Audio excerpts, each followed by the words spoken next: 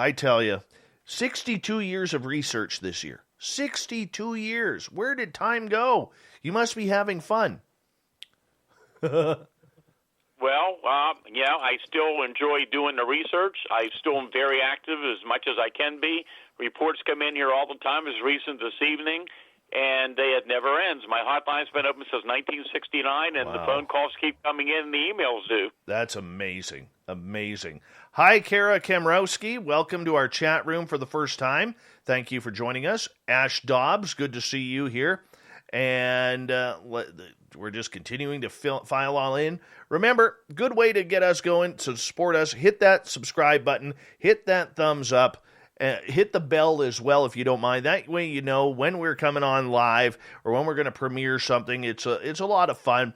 We have a lot of good times around here, and we want you to be a part of it and make yourself all at home as well. You can also check out our website, spacedoutradio.com. We got a new look coming in the next couple of weeks here on our website. It's going to be a blast, and Geraldine Orozco is actually making our new website. John Doe, good to see you, man. And we are 10 seconds away from launching this awesome show tonight. Sit back, enjoy. We're going to get into some real good topics with Stan Gordon right now.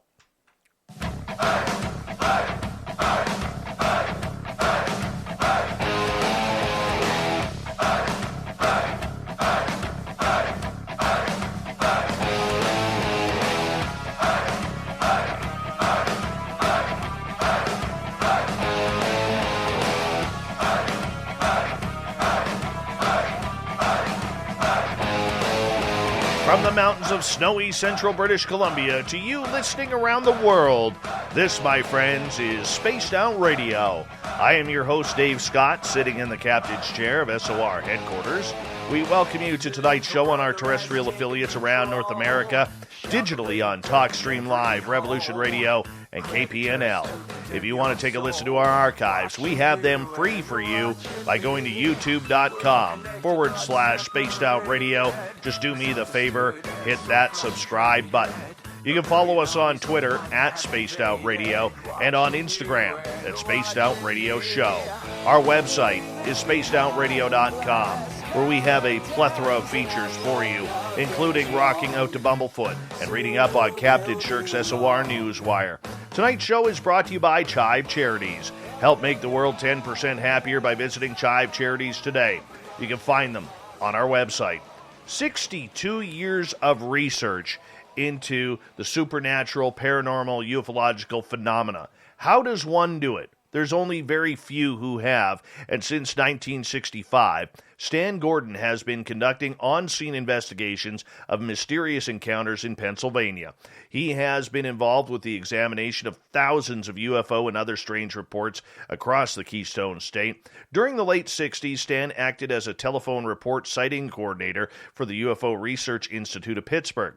Stan has been internationally recognized as an authority on the subject of UFOs and the Bigfoot phenomena. His website, stangordon.info. Then at the bottom of hour number 3, I will bring you the SOR Newswire, brought to you by Paranoia Magazine. Mr. Stan Gordon, it is always an honor and a pleasure to have a legend such as yourself grace these airways of Spaced Out Radio. Thank you so much for being here.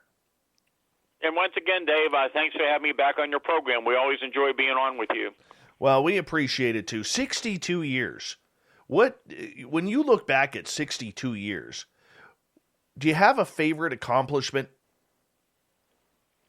Well, you know, I have learned so much in the time that I've been involved in the field now, and yet after all these years, I've never personally seen a UFO or Bigfoot myself.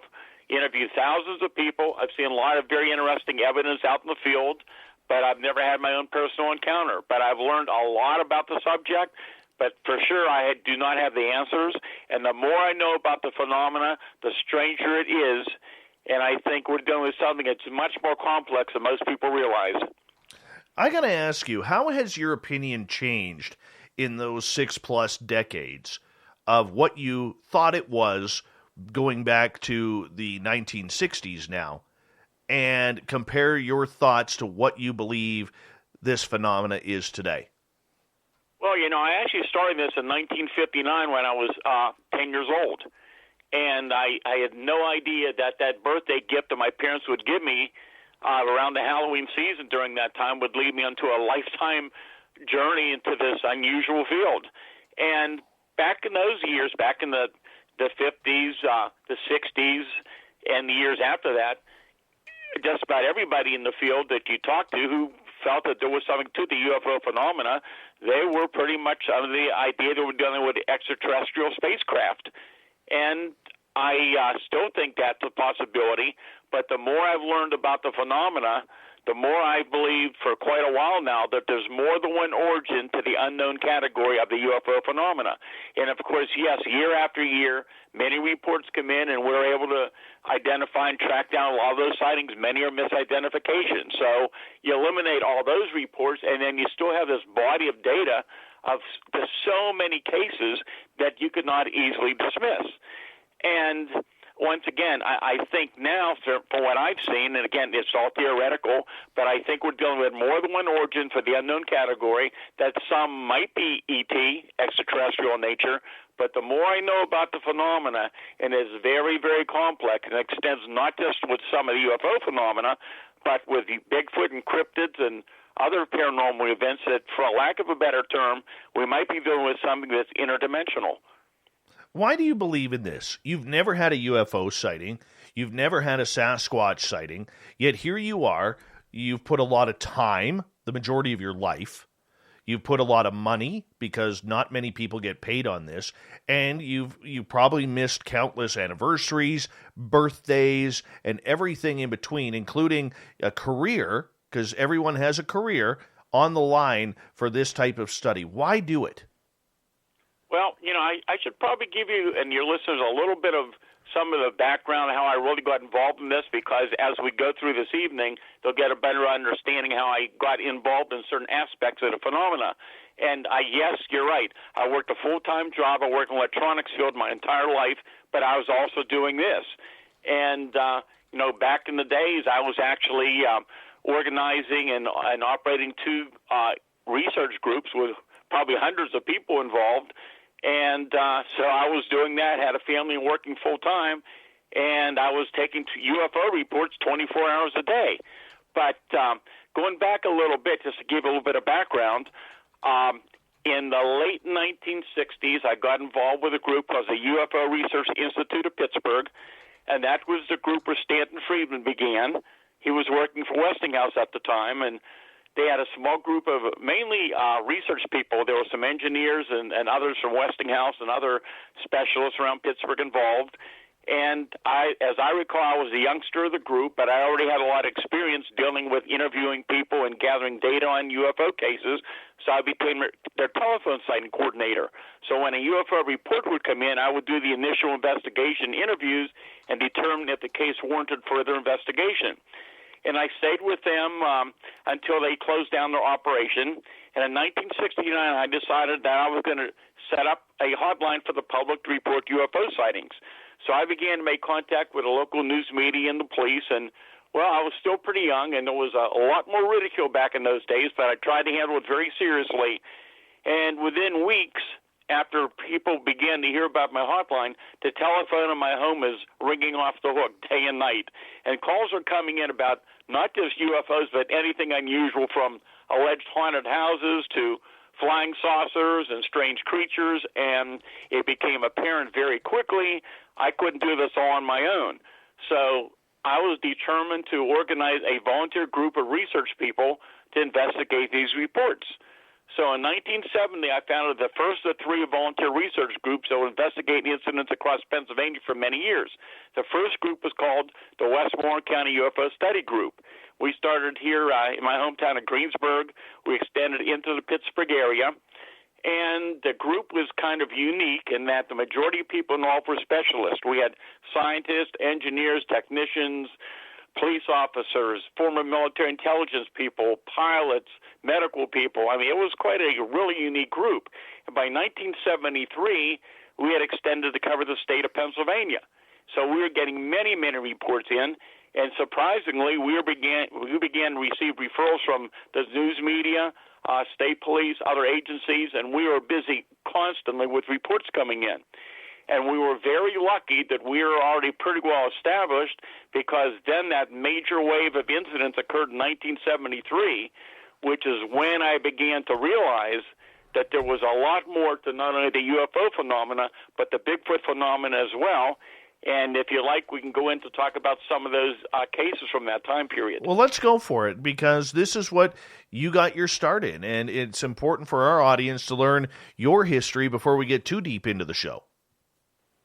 So, anyhow, 1973 comes around, and we have a huge wave of UFO activity that started January 1st, continued to the last day of the year.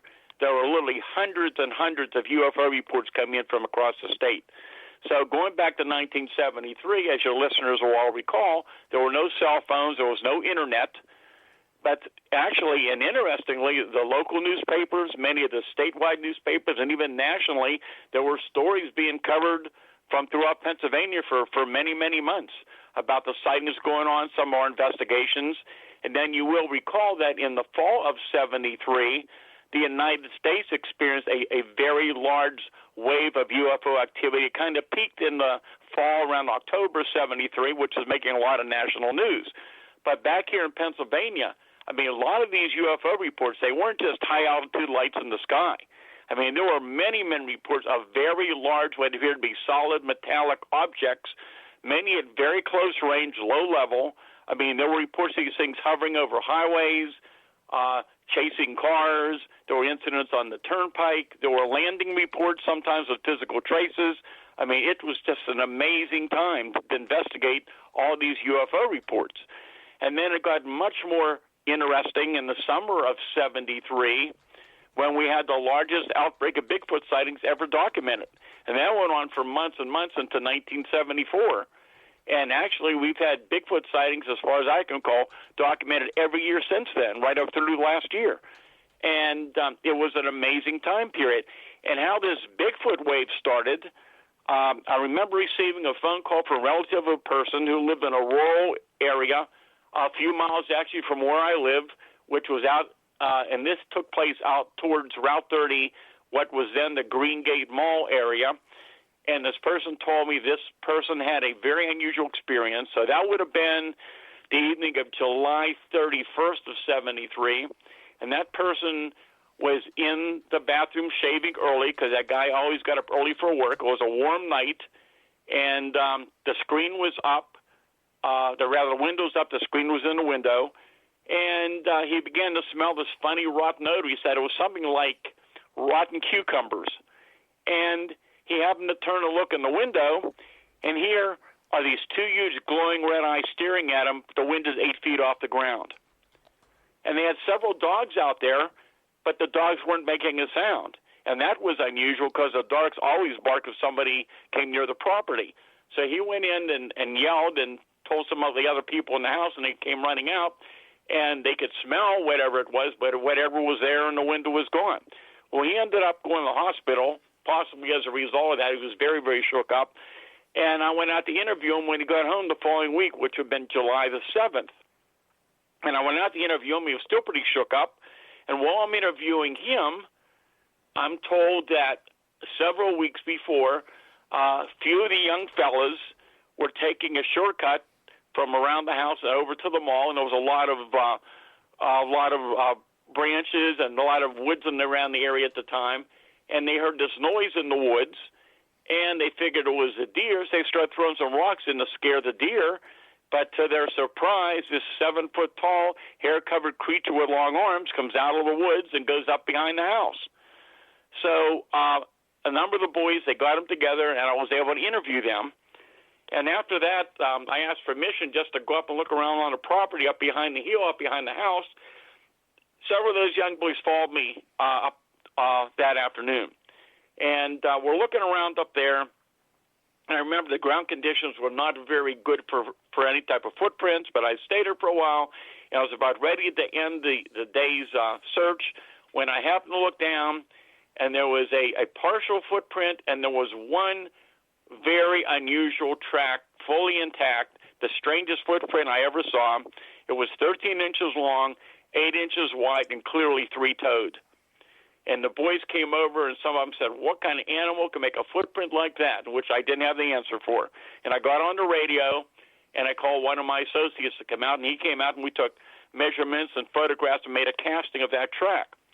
While we're there, we get a radio call that one of our investigators north of Pittsburgh that morning had got a call that there was a report that something 9 feet tall was looking in I believe it was a building or a home, and the police went up to investigate, and they found large footprints up there.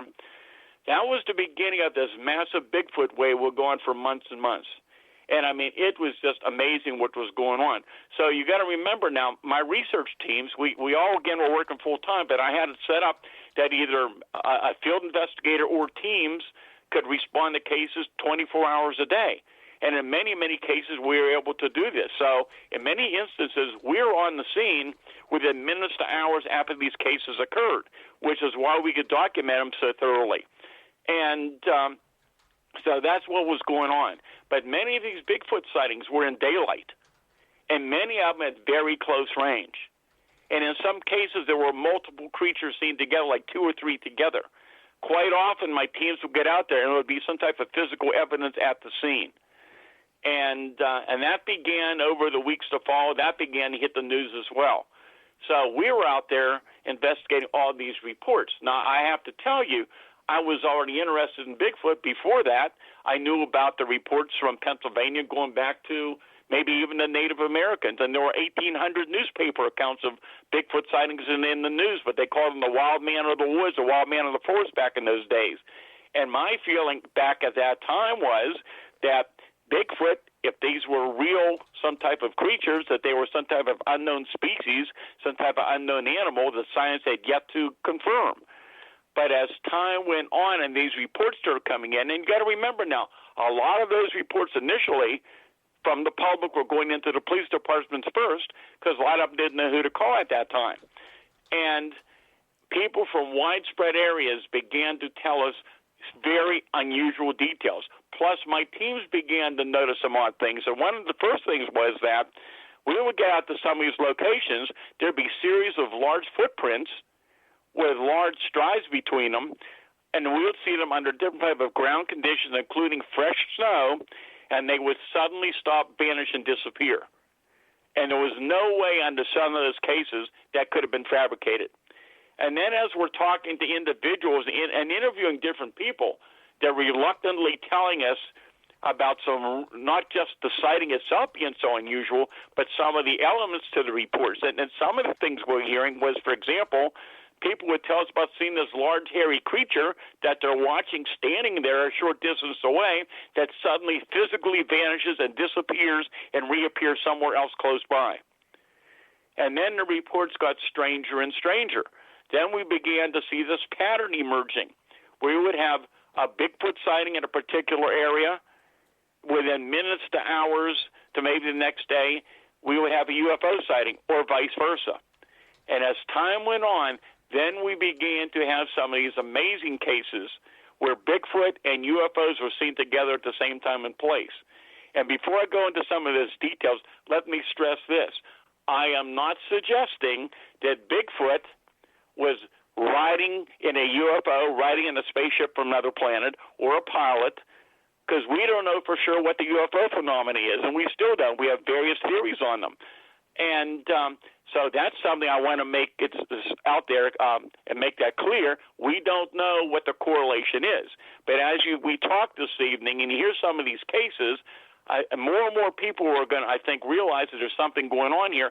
And I can tell you, it's not just in Pennsylvania. This has been going on all over the country for years and years. I started writing about this back in the 1970s, early 70s.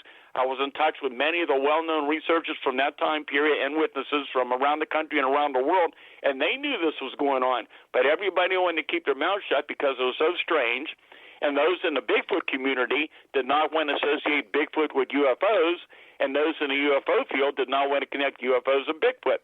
My position has always been, I don't have the answers. This is the data that's turning up. Here it is. You can make your own decisions. I don't have the answers, but there's something going on. And in the last few years, we're seeing more and more of this going on in Pennsylvania and around the country.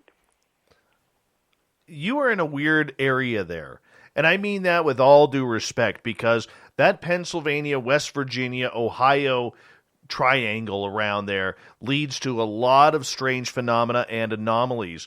You know, from Bigfoot, Dogman, bipedal canines, UFOs, Mothman, Frogmen of Ohio. I mean, you got it all there. Why do you think that area, as we got about 4 minutes to go before we go to break here at the bottom of the hour, is such a busy hotspot? Well, again, yes, historically, it's always been very, very active. I mean, going back again, just examining the old newspaper accounts, and I've interviewed people. One woman, the earliest first-hand case where I actually interviewed a witness goes back to 1931 from Indian Head in Fayette County. And you'll hear me talk a lot about Fayette County tonight along the Chestnut Ridge area. But, yes, these things have been going on for years and years. Some people also comment the fact that you've got to remember, in 1969 and since then, I've had my hotline. It was one of the only places in the country where you could report an incident, you wouldn't be laughed at, and somebody would actually investigate the report. So we've been gathering a lot of data on sightings from Pennsylvania for years and years.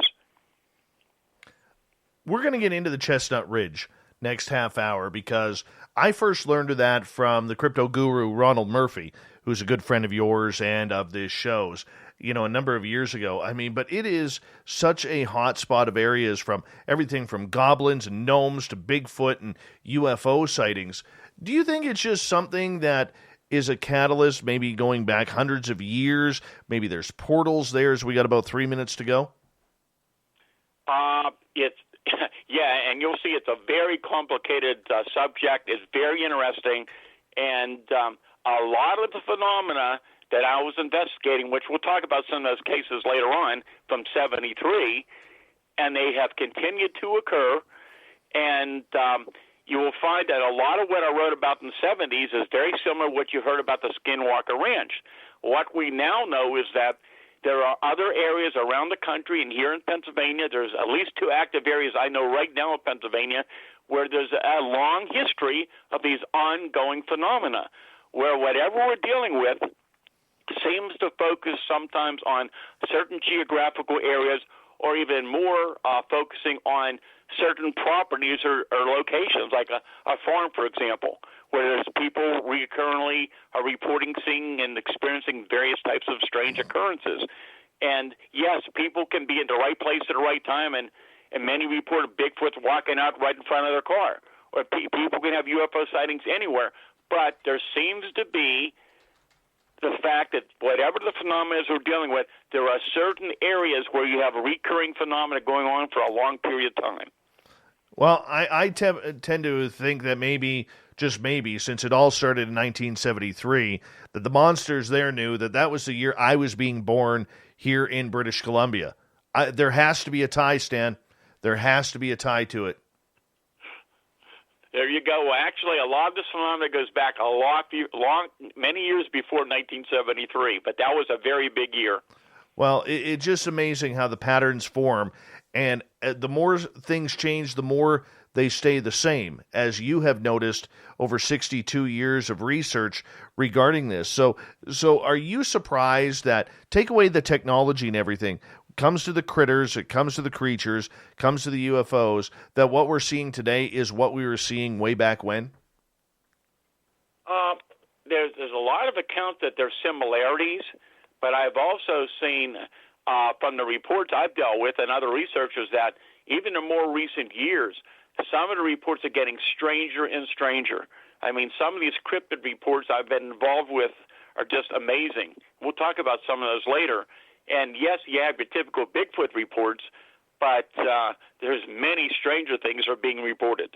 Yeah, I can't wait to get into a lot of those strange occurrences with you. Stan, I'm going to get you to hold on right there, because we are going to go to break here at the bottom of the hour. The legendary Stan Gordon, coming up, 62 years of research into UFOs, into ghosts, into cryptids like Bigfoot, Dogman. It doesn't get any better than this. StanGordon.info is his website, where you can also give him your own reports. So that way, if you want Stan to investigate it, darn it, you get it on that website. You sign up for it. StanGordon.info. Let's get into the Chestnut Ridge when we get back here on Spaced Out Radio with the legendary monster hunter himself, Stan Gordon.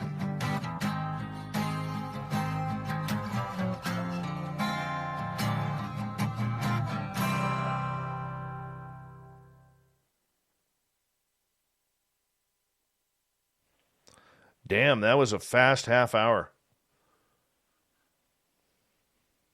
Yeah, it was. Yep. I'm going to take one really quick break. I'll be right back. You go.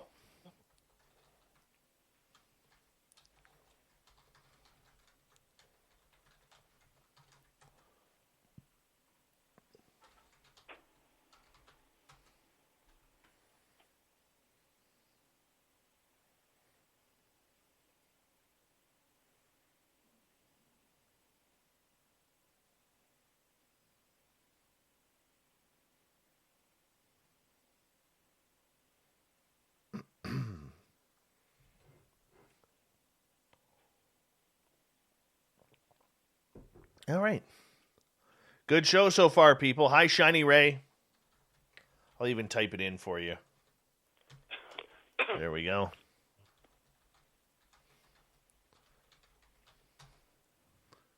Chat room still filling up. Good.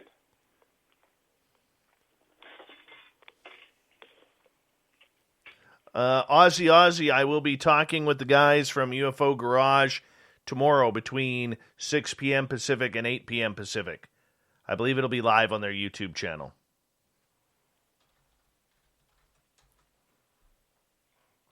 The beautiful part about this subject, Stan, is you just never, ever get bored of it. Like, because it's always different. Well, I deal with this pretty much daily. I mean, every day. I've got some really interesting things that came in today. And they're not always just recent reports, but a lot of past reports that people have never come forward with before. So I'm dealing with these cases continuously. And again, we've had a pretty interesting wave of activity in recent weeks going on for whatever reason. But it's just amazing what goes on. And the more I know about the phenomenon, I'll say it again, the stranger it gets. It's amazing. Amazing. I just wish it was like a deck of cards sometimes. But I guess that would take the fun out of it. That's it. Well, you just never know what the next day or next phone call is going to bring to you. It's just really amazing. Okay, what's the strangest phone call that you've ever had? Strangest. Oh my! I couldn't even begin. I've had so many interesting, unusual stories over the years. I mean, hundreds and hundreds in the thousands, literally. And I can tell you some of the strangest cases I've been involved in. We can talk about, but there are so many I wouldn't even begin to tell you. Oh, goodness. See, that's why I'm glad I'm not a researcher, because I wouldn't have time for anything else. I already don't have time, but I really wouldn't have time for anything else in my life than picking up the phone and listening to these stories. Well, I for years and years, my teams were very active. I've been working as an independent researcher since November of '93.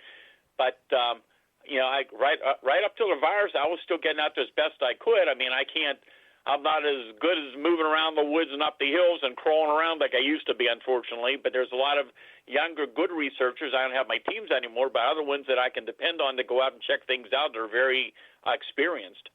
Yeah, that's awesome. That's awesome.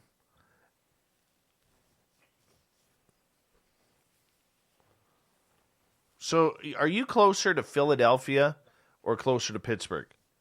It's about 30 miles from Pittsburgh. Philly's on the other side of the state. Right. Yeah. Okay. So, 30 miles.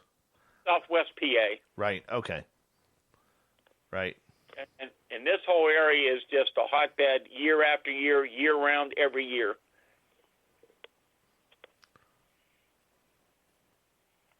All right. We got about 90 seconds here. 90 seconds. So that makes you a Sidney Crosby and Mario Lemieux fan then. That's it. Yeah. Don't blame you there. Two of the best players ever play the game. Wow. And interestingly, as you bring up Pittsburgh, over the years, more and more reports in more populated areas. I mean, we've had incidents in Pittsburgh, right in the city of Pittsburgh, we've had UFO cases. That doesn't surprise me. With all the bridges and all the everything that goes on in the waterways, that so does not surprise me. Surprise me. We have had reports in the water, too, around Pittsburgh, in the rivers around Pittsburgh. Oh, don't tell me that. I took one of those duck boat tours. Don't tell me that. That'll scare the crap out of me. Hold on one second here, Stan. Thank you, Ninja Wizard, for the awesome super chat. It's a great way to support this show. Give us a thumbs up, thumbs down. Make sure you hit that subscribe button. Here we go.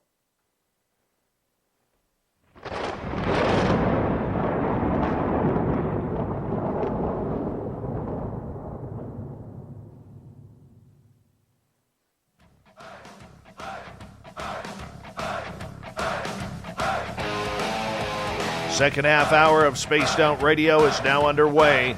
My name is Dave Scott. Thank you so much for taking the time to join us. I really do appreciate earning your listening ears. Would like to remind you that if you missed portions of this show or others, check out our free archives by going to youtube.com/Spaced Out Radio. Just do me the favor, hit that subscribe button.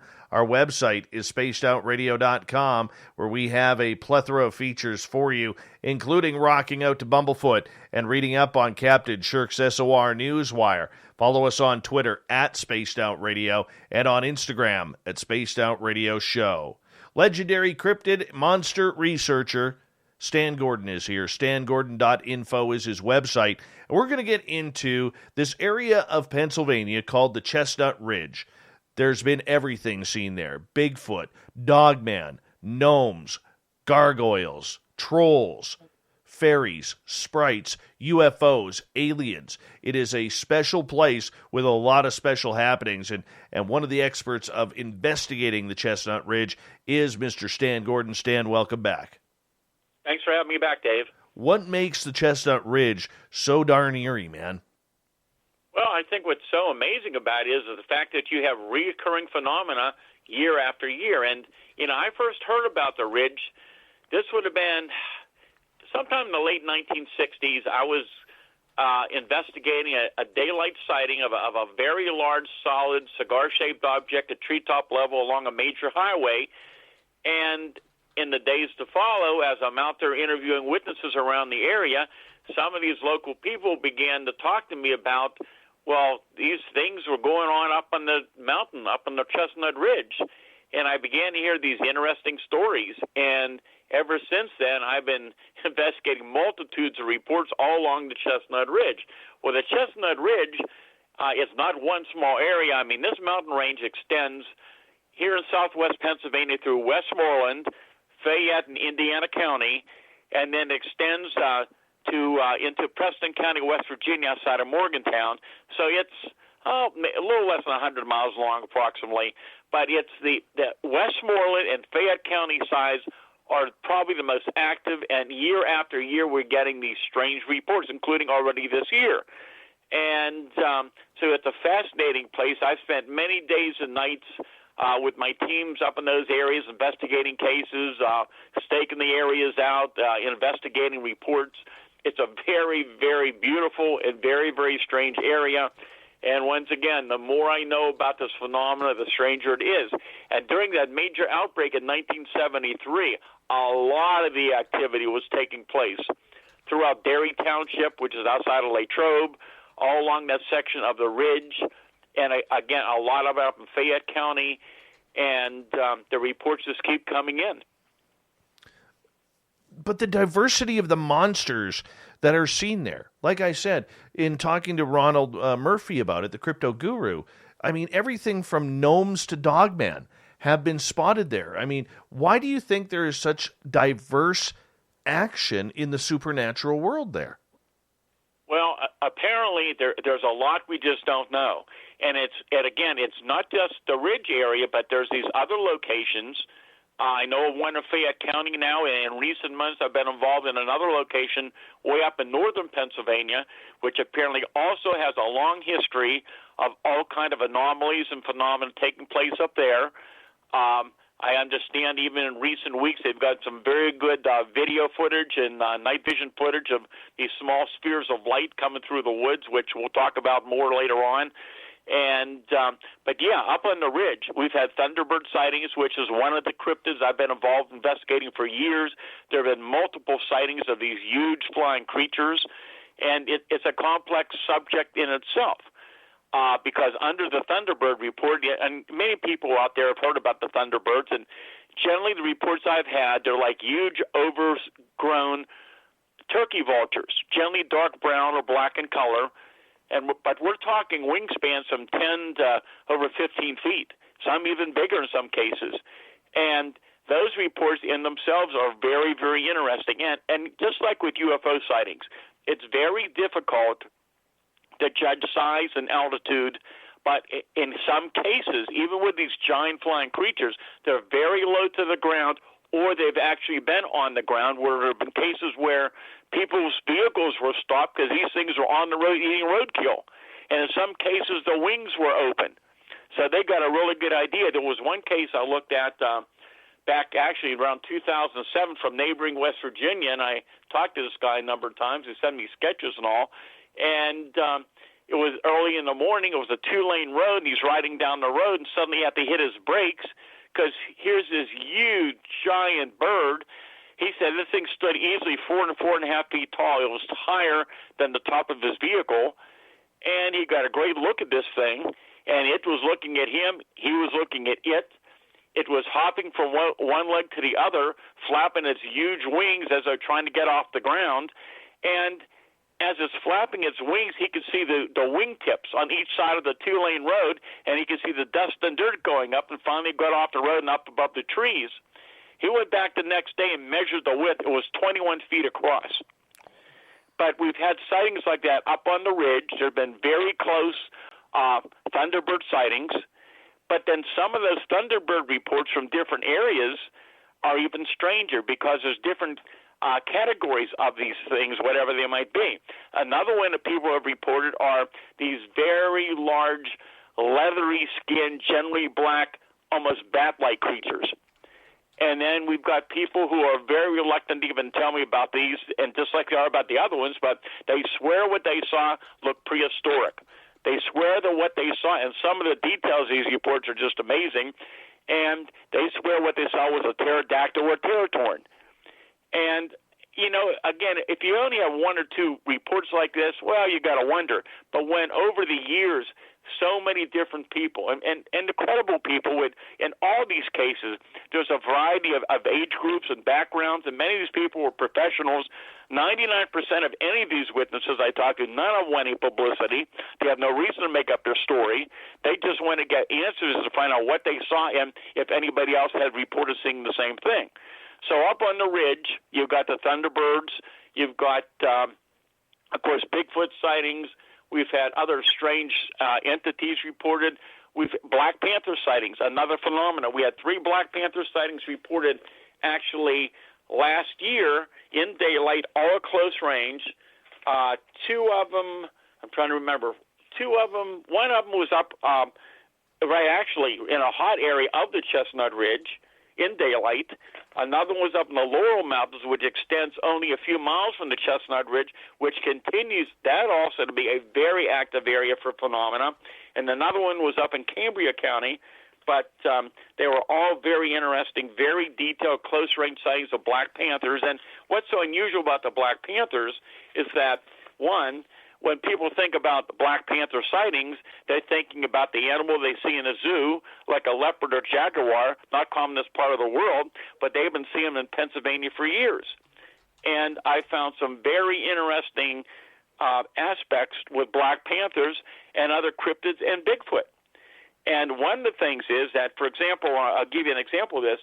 Back in 1979, I believe it was, through about 1982, one interesting case.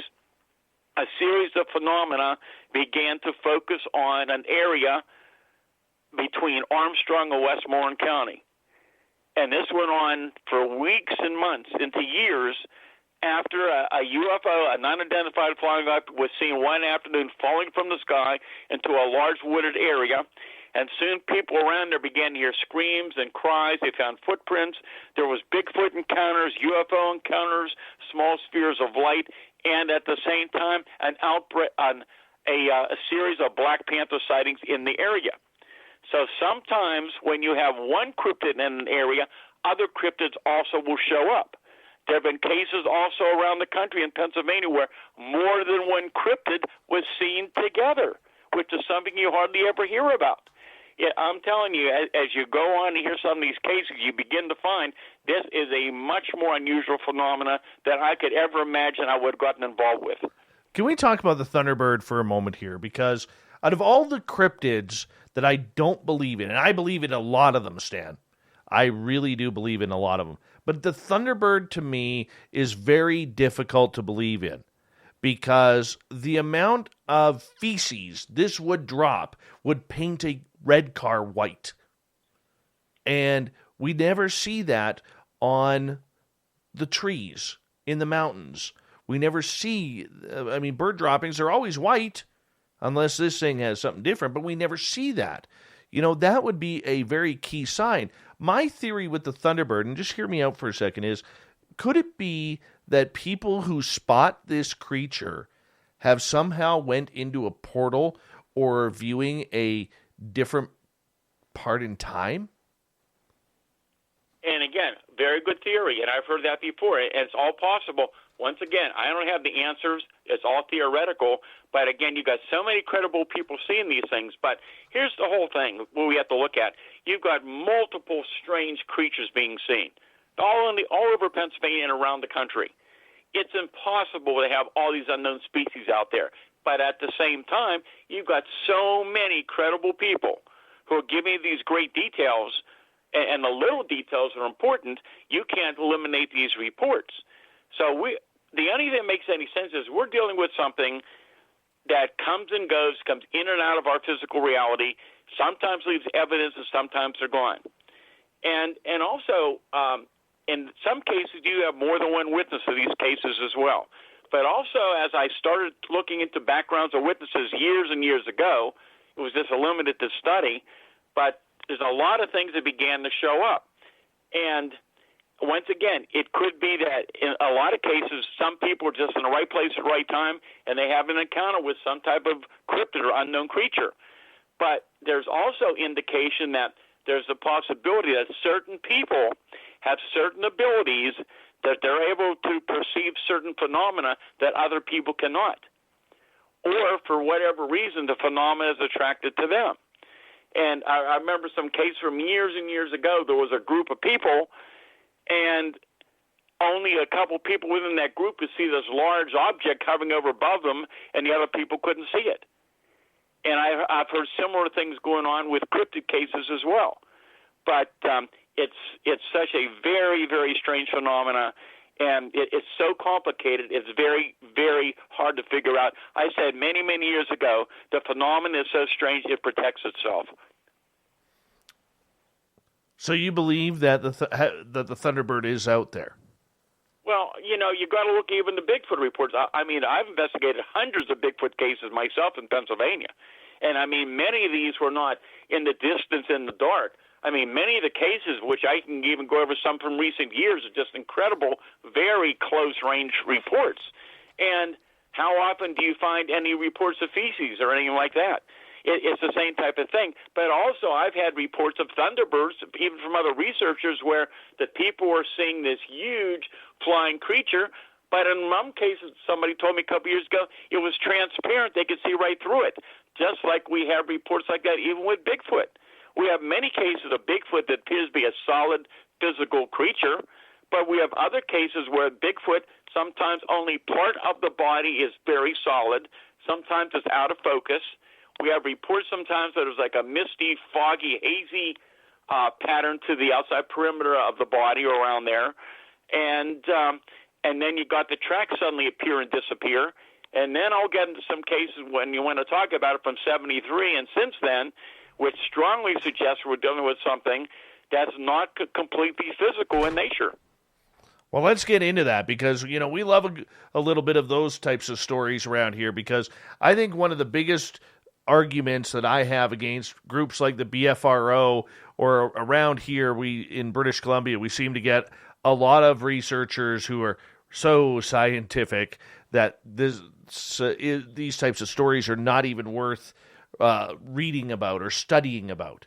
But the fact is, it is happening. It is weird out there. We don't know what's going on. So when it comes to Bigfoot walking and the prints just end, whether it's in the mud, whether it's in the snow, whether it's in a hay field, I always laugh because a lot of these researchers, Stan, will actually try and make the public believe that Sasquatch can walk backwards perfectly back into its own prints and not leave a double print. Well, I can just tell you this. Talking about the research groups I had some very skeptical scientists and research people in my group. I mean, many of these fellas and women work for very well-known major high-tech corporations. So most of them worked with me as volunteers anonymously because of their positions. And a lot of these people came in open-minded but very, very skeptical of these cases. And believe me, when all these cases began to come to our attention, we weren't looking for Bigfoot and UFOs being seen together. We weren't looking for disappearing tracks. This is the evidence we were finding when we went out to investigate. And some of these folks spent months and years with me out in the field. And many of those people, over a period of time, they began to change their ideas and thoughts because they began to realize they're interviewing the witnesses, they're seeing the patterns develop, they're seeing the physical evidence, and they're beginning to realize something is going on here. We just don't understand what we're dealing with. And that's what's going on even today. But more and more people in both fields now, especially in the Bigfoot field in the last few years, from what I'm hearing all around the country, is that they're hearing these reports, they're aware of them, they're asking the same question I did many, many years ago. Well, if Bigfoot is an unknown physical animal, why don't we have a body by now? It just doesn't make any sense. And that's the big point. Why do you think there is that mystery that we don't have a body? Away from the conspiracy theories of the Smithsonian hiding them or the government's hiding them, why do you not think we have a body? Well, now's a good time to talk about some of the cases from the past, and I can go into some more recent cases as well. For a lack of a better term, as I mentioned before, I think more and more we're dealing with a phenomena that has a physical and a non-physical component to it, that these things, there's something going on here which we still scientifically don't understand, that these creatures and certain UFOs and other anomalies, they come in and out of our physical reality. At times they can leave physical evidence and they're gone. And one pattern that I noticed many years ago, and it's still ongoing today, is that many low-level, close-range UFO sightings and many encounters with Bigfoot and other strange creatures commonly occur near high-energy sources. So you got many reports around those high-tension power lines and power plants and radio communication towers and gas lines and gas wells and railroad tracks and reservoirs. It goes on and on and on. There's definitely an energy connection to a lot of the phenomena we're dealing with. What about tragedy and tragic areas, car accidents where people died, cemeteries, plane crashes? Have you noticed an increase in the cryptid sightings around those areas as well? I can't say an increase, but yes, there have been some interesting historic events that happen in some of those areas. But I can't, of this huge number of reports that over the years I've looked into, I don't see any direct pattern with it. But yes, there's a history of some of those things happening in certain locations. Okay, I can understand the power lines. I hear a lot of these stories about UFOs almost using the power lines, A, as a fuel center, and B, almost like for mapping to get from area to area, because, well, when you fly up high, you can pretty much see where the tree lines are cut for those. But what about for other cryptids like Bigfoot or Thunderbird or along those lines? Are they also in those areas as well? If so, why would they be that close to an electrical source? And again, we can only theorize, but here's something that's interesting. You've heard these stories going back years and years of electromagnetic effects with UFOs and vehicles and cars. where these large structured objects would come low over vehicles, and when they hovered over in some cases, the headlights would go out, they would lose power, and when the UFO would move up, the power would come back on. Well, this is something that's not very well known. It's hardly ever discussed, but there are incidents that I've investigated, and there have been others around the country where, for example, a Bigfoot has walked out in front of a vehicle, and as the creature's walking nearby, the vehicle begins to lose power. And when the creature walks away, the power comes back on, the car begins to function normally. That's another thing that you rarely ever hear about. Okay, so if we're trying to put this all together and we're summarizing on what this electrical currents are doing, is it maybe playing, in hypothetically speaking, with these portals or these different dimensions? I think somehow it all plays a part in what we're dealing with. And there are people up along the ridge in other areas that swear they've seen something like a portal, some type of a vortex. I remember one person described me years ago a very unusual incident, and it was like almost like a small tornado right in that area where it was swirling material, all this ground material, and everything was being pulled up inside this thing. And there's others who claim they've seen openings up on the ridge. So, I mean, people are describing, they're trying to describe what they're seeing, but a lot of people have a difficult time because they don't understand what they saw. So how do ley lines play into this then? Well, again, with the energy lines, these things do show up in certain areas, but up on the ridge, we've looked for years and years to try to find some similarities, and Ron did a great book on the study, I think, of the geography and the history of the ridge, and there's a lot of limestone up there. I believe from years and years ago, there was a earthquake fault, but I don't recall any earthquake activity ever happening up there that I can think of offhand. But there's just some strange elements, and there's something up there that, for whatever reason, is a part of this phenomena that it keeps it active year after year. Mm. Nice to have a hot spot that close to home, isn't it? Yeah, it's not that far away, but it's a big area, and I wish there was one particular area that we could go to and be certain you would see something, but I spent many days and nights out in those areas, and except for evidence, I never saw one. I can tell you during that wave of 73, on one particular evening, there was a couple farms out there where the people that owned the farm said that these creatures, Bigfoot, would periodically come back to their property, and there was so much activity going on, we only had so many people involved, and we were trying to stake some of these areas out. And I had gotten a call from one of the families that the thing had just come back to their farm this one evening, and we hurried out there. It was dark, of course. When we got back to the farm, everything was quiet. The dogs wouldn't make a sound, which is very, very interesting and very common. We found footprints in the barnyard. They had told us about something had been going on there when we got there, but there was something in their big cornfield, bipedal, running very quickly, way ahead of us, making this very loud sound like somebody with asthma, like very heavy breathing. And I chased it. We chased it through the field. I recorded the sounds as we ran, but whatever it was, we could never catch up to it. So I think I probably chased one that night. I would love to see you get the New Balance shoes a little dirty that night. It was one of the interesting nights, I can tell you, that I was involved with. Oh, man. And having a close encounter like that when you're actually being chased or chasing the monsters that are out there, it's an adrenaline rush, isn't it? Yes, and it's been very interesting. And we spent, again, many nights and days out there investigating all through those valleys and mountains and forested areas. And it's not just me. There's other very good researchers out there, even in recent years and recent weeks, that have had some very strange incidents going on. And there's so much of this taking place. People have no idea how much of this activity is going on.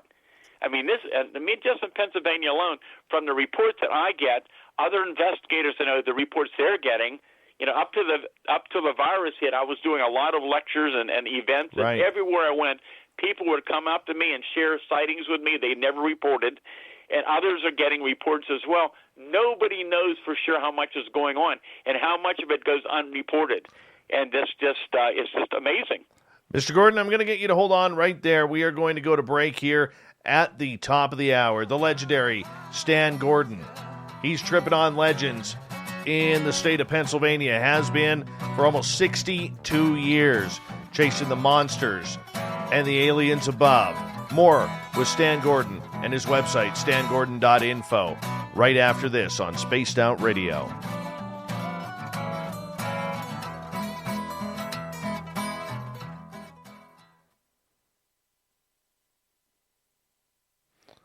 All right, Mr. Gordon, I'm just going to run my dogs outside. I'll be right back, okay?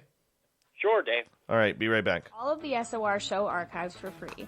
And as an added bonus, every 2 weeks, I'm posting brand new content on Cryptid Tales, where I will get into some of the spookier legends and folklore from around the world and tell the stories that go with them.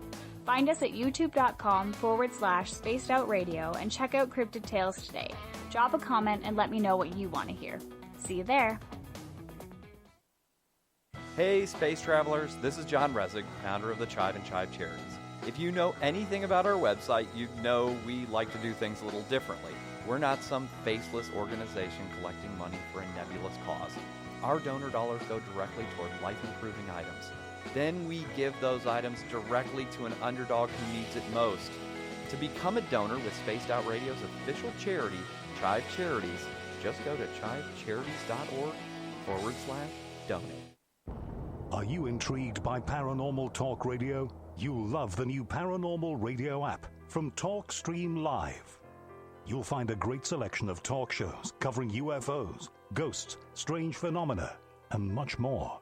Download the Paranormal Radio app now and start listening to the very best in paranormal talk entertainment, including the network you're listening to right now, the Paranormal Radio app, free in Google Play and the iOS App Store.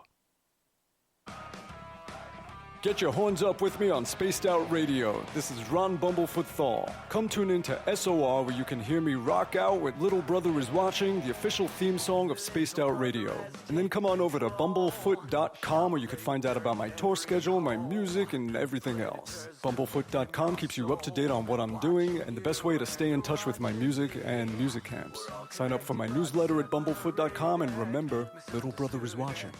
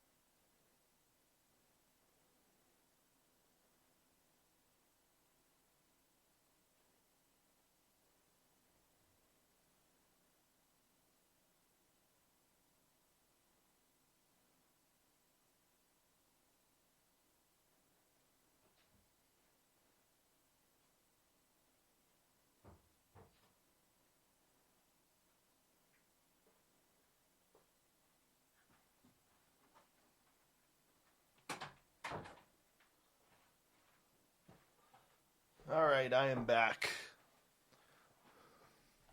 Stuart Blodwell, good to see you. And who else we got new here? Scrolling on up.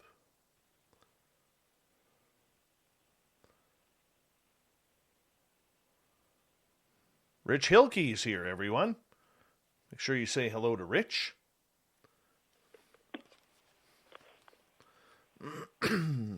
Animal 83, welcome to our chat room. Thank you for joining us.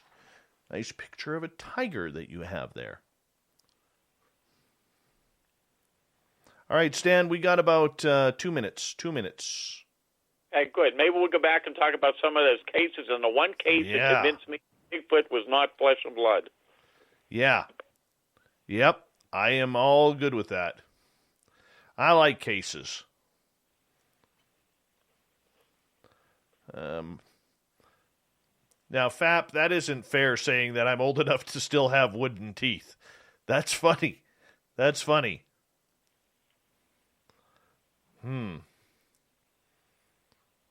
I don't have wooden teeth, Stan. I believe you. Nope. Sinister Shorts, good to see you.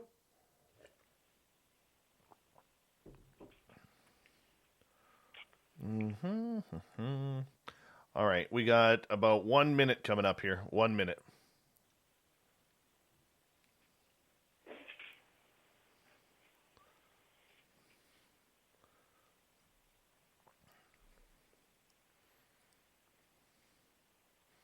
I want to say a big thank you to Wagon Breath and Ninja for the awesome super chats. It's a great way to support what we do here nightly on Spaced Out Radio. Thank you to everyone who has tuned on in, who's given us a thumbs up, thumbs down, and all our new subscribers as we're at, last count, 11,134. I'm pretty happy with that. Thank you so much.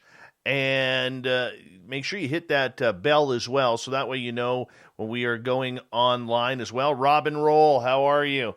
Give you some horns up for that one, my friend. Good to see you. And, check out our website, spacedoutradio.com. If you haven't followed us on Twitter yet, it's at Spaced Out Radio, and Instagram at Spaced Out Radio Show. You're listening to Spaced Out Radio with Dave Scott. Follow Dave on Twitter at Spaced Out Radio and on Facebook, Spaced Out Radio Show. Here we go with an awesome hour number 2 of Spaced Out Radio tonight.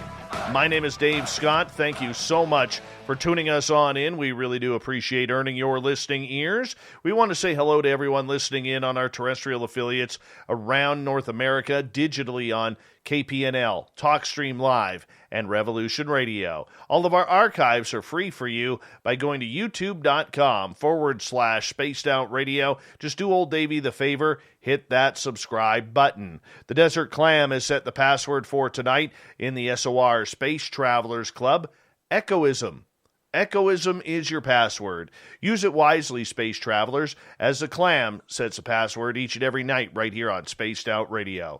Our website, spacedoutradio.com. We have a plethora of features for you, including rocking out to Bumblefoot and reading up on Captain Shirk's SOR Newswire. Follow us on Twitter at Spaced Out Radio and on Instagram at Spaced Out Radio Show. We continue on with Stan Gordon, the legendary monster hunter out of the great state of Pennsylvania, and his website, stangordon.info. And he's going to share some of these case reports that he has, especially about Bigfoot, and how it may just not be what we think it is. Stan, welcome back to the show. Okay, Dave. Well, yeah, going back to that wave of 73, there were a lot of interesting cases which we never expected to get involved in until so many reports began to come in from widespread areas. But I remember we talked about one of the forums out there in Derry Township back in that time period where these things kept coming back on occasion. And I remember talking to some of the people who lived on the property, and one person was mentioning to me, they said, we don't know if this is a coincidence or not, but sometimes we hear that creature scream, make these terrible screams, and other times we've actually seen this 7-8 foot tall hairy creature on the property, and within minutes we see this strange elongated light, a luminous light that glows and lights up the ground underneath it as it passes over, and we don't know if there's a coincidence or not. So that was interesting. But some of the cases that began to come to our attention, for example, there was one case outside of Greensboro. It was a wife of a prominent doctor at the time. She saw this large, solid, black, boomerang, triangular-shaped object hovering low in the sky, and she smelled this rotten sulfur odor in the area around the same time she'd never smelled before. And a few hours later, she heard gunshots down the road, I found out later that her neighbor went out in the back to see what was disturbing the dog, to see this huge, hairy creature chasing after the dog, and the guy grabbed his rifle and started shooting at this thing as it ran off into the woods. Then there was a case from up north of Pittsburgh in September of '73. There were two ladies waiting for a friend to pick them up. They see this large Bigfoot, about 7 foot tall, covered with white hair. We still receive reports of white-haired creatures. You don't hear about them very often.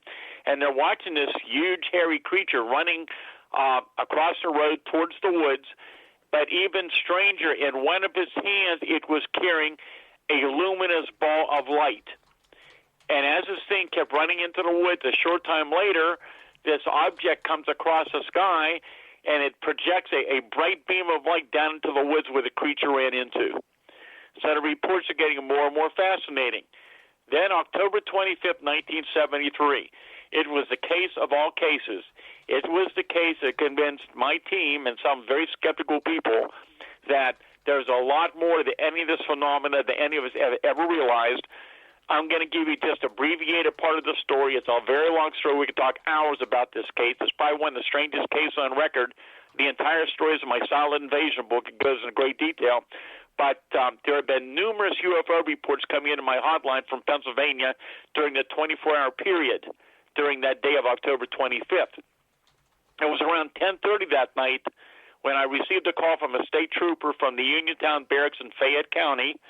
He just came back from investigating this incident, and he went on to tell me that he felt it was very possible there was something still up on the farm, up in the pasture. He wanted to know if I could get a team up there right away to investigate, and we did. We got a team together. We got our radios, our radiation gear, our other equipment, and we found our way up to the rural area up in Fayette County. And the story was that about 9 o'clock that evening, about 15 people in that area, in a rural area outside of Uniontown, PA, they're observing this barn-sized big red ball. It's about 100 feet off the ground and slowly moving downward. And the people were standing all around the area watching this thing. And the focus of the story would be on the farmer's son who was coming out to visit his family. It was their farm, and he was coming out to visit his people, and he sees this object in the sky and people standing outside watching this thing. So he decides he wants to get a better view, so he goes to a higher location, and it looks to him like this big red sphere is going to land on his dad's farm.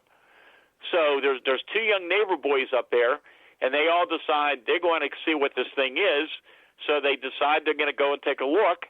And so the witness stops over his dad's farm, and he grabs a .30-06 and some ammunition. Within that ammunition, he didn't realize at the time, there were two tracers. So those fellows out there that hunt, they know when you fire that trace, you just get that luminous trail. Anyhow, as they're moving down the farm lane, all around the area, the dogs are going crazy. They hear this high-pitched whining noise and these loud baby crying sounds.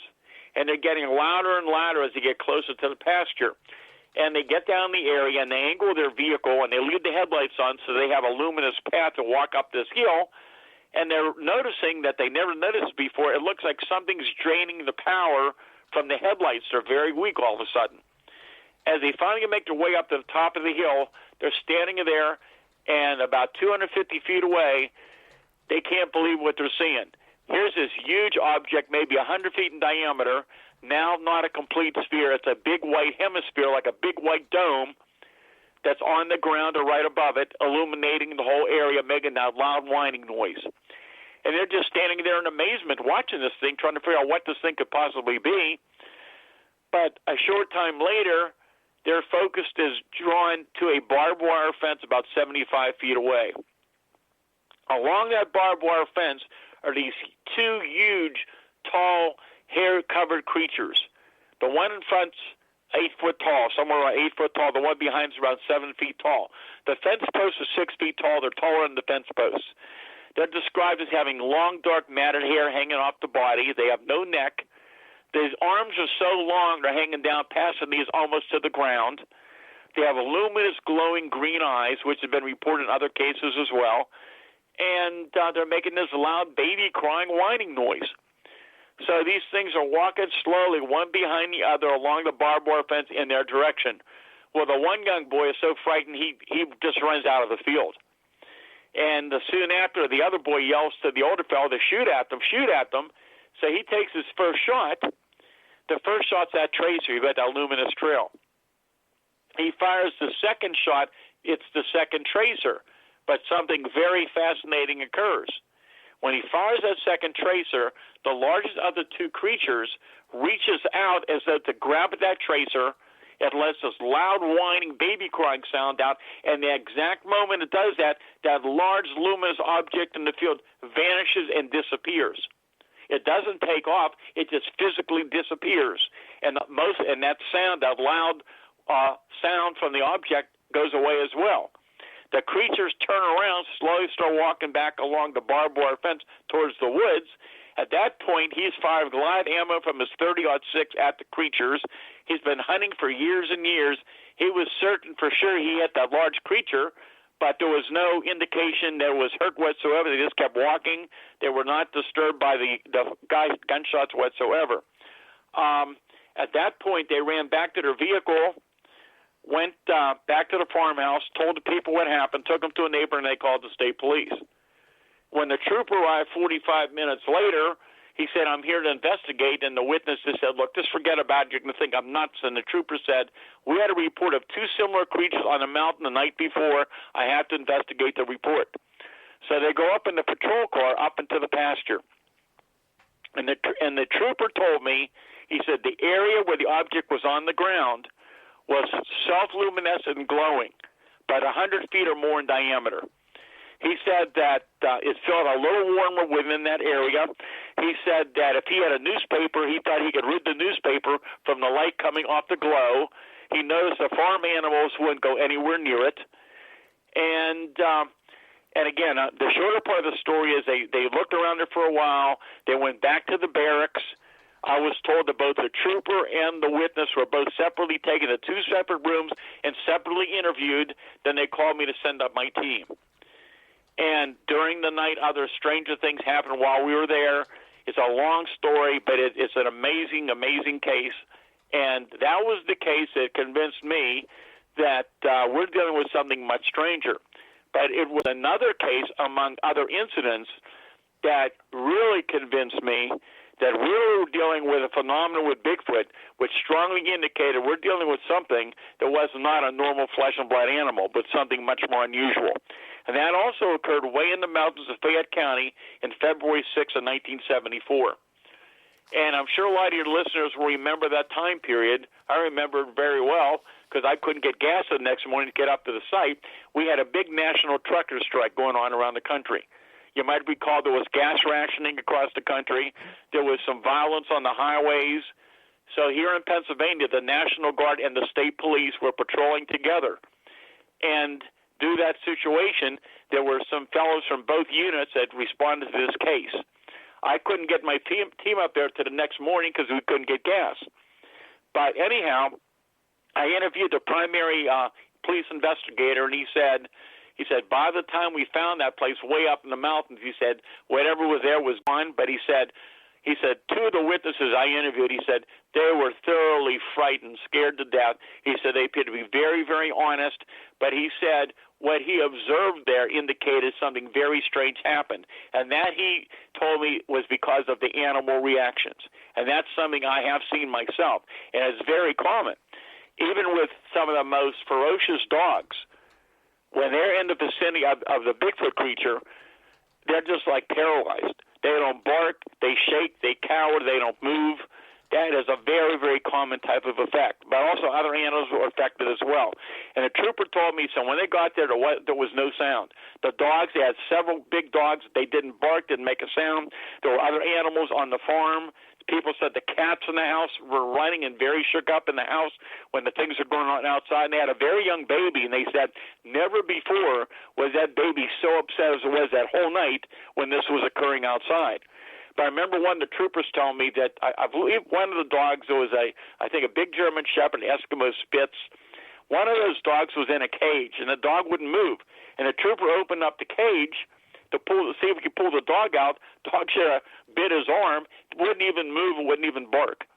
And when I got up there the next day, everything was back to normal. But here's the story. The woman who lived in the house had lived there all her life. She lived in a little cabin home. She knew animals very well. She was a very good shot. And she was sitting there that evening watching TV as normal, and on her cabin home porch, she had some pop cans out there. Something was knocking the pop cans around. Her first thought was, well, a few weeks before, there was a pack of wild dogs that came through, and they're probably back again. So she thought, you know what, I'll just grab my 16-gauge double-barrel shotgun, and I'll shoot over their head, and I'll scare those dogs away. So she loads one chamber of her shotgun. She walks over to the door to go out to her front porch. She turns on the switch, and as she walks out and turns on the light, there's no dogs there, but just a few feet in front of her is a 7-foot-tall, huge, hair-covered creature. And she never, many times I interviewed her, she never called it Bigfoot. She said it looked like a great big hairy ape. She said it put its arm straight up over its head, and what does she do? She fires right into it with her shotgun. She said there's this bright burst of light, like the flash on a camera, and it physically disappears right in front of her. No. And then a few minutes later, her in-laws lived 100 feet away, and they called her, asked her what she's shooting at, and she tried to tell them. So her son-in-law grabs a sidearm, starts running down the road towards her cabin. He said he's surrounded by several hairy people with eyes like coals of fire, starts shooting at them randomly. And then when he goes in the cabin, a short time later, there's this large object coming over the trees at the same time. It's like a big Christmas ornament. That's when they called the state police.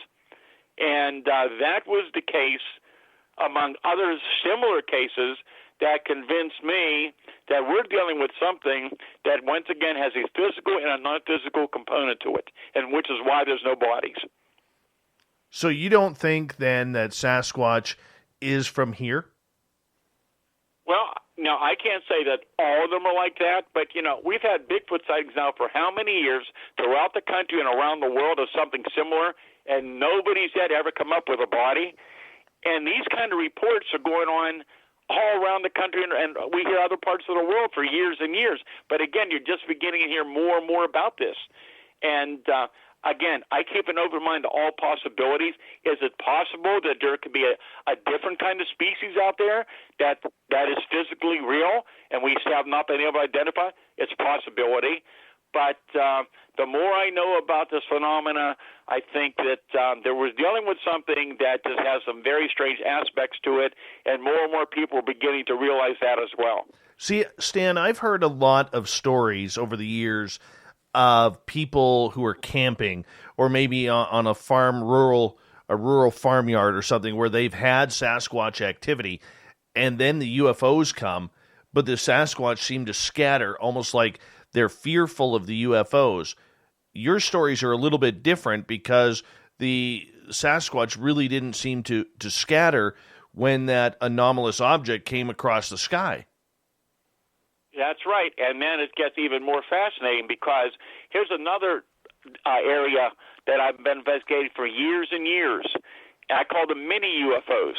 I've been investigating these cases since the 1960s, and they might even be more important than the sightings we see in the sky, because these strange objects are not high in the sky. They're low to the ground. They come very close to people. I've had reports of them entering people's homes and cars through open windows, and it's just fascinating. But what's going on in more recent years, we're hearing more reports from PA and around the country, even in recent months around here, from Bigfoot investigators who are out in areas that have a history of Bigfoot activity, where they're seeing these strange spheres of light or other light phenomena in those areas. And the reports I've had for years and years about whatever these things are, they're anywhere from 1 to 2 inches to about a foot or two in diameter, generally spherical, but not always. Sometimes they're solid metallic. In other cases, they're transparent. And sometimes they're just very bright light sources of various different colors. And it's just fascinating. But the reports we're getting, especially in some of these areas where you have repeat activity, where there's Bigfoot sightings and these balls of light, and they're very, very interesting. But to give you an example, here's an incident happened 2 years ago. This would have been around May of 2019 in a suburb outside of Pittsburgh in a rural area. And the man just happened to be up during the night and happened to look out his back window. There's a lot of woods behind his house, but the whole area was lit up, so you got a great look at this thing. So this is a small Bigfoot. We get reports of smaller ones, too, generally 4 to 5 feet tall. So he sees a smaller creature with dark hair, long hair on the head and the back, walking upright on 2 legs. The legs were extended down almost to the knees, and he could see the arm swinging as it moved towards this wooded area. And it passed right into this particular section of woods. Within seconds after the creature goes into the woods, a bright sphere of light about 3 to 4 inches in diameter suddenly appeared. He said it was similar looking directly into the front of a flashlight. It was about 4 feet above the ground, and that light then moved a short distance for about 3 seconds and vanished. A few seconds later, it reappeared about 10 feet away, and this small sphere of light emitted a beam of light about 10 to 12 feet long that suddenly vanished and disappeared, and that was the last thing he saw. So we're getting more reports, and remember the report I had of the Bigfoot carrying the ball of light north of Pittsburgh in 73. So the tie-in between UFOs and Sasquatch, do you believe then that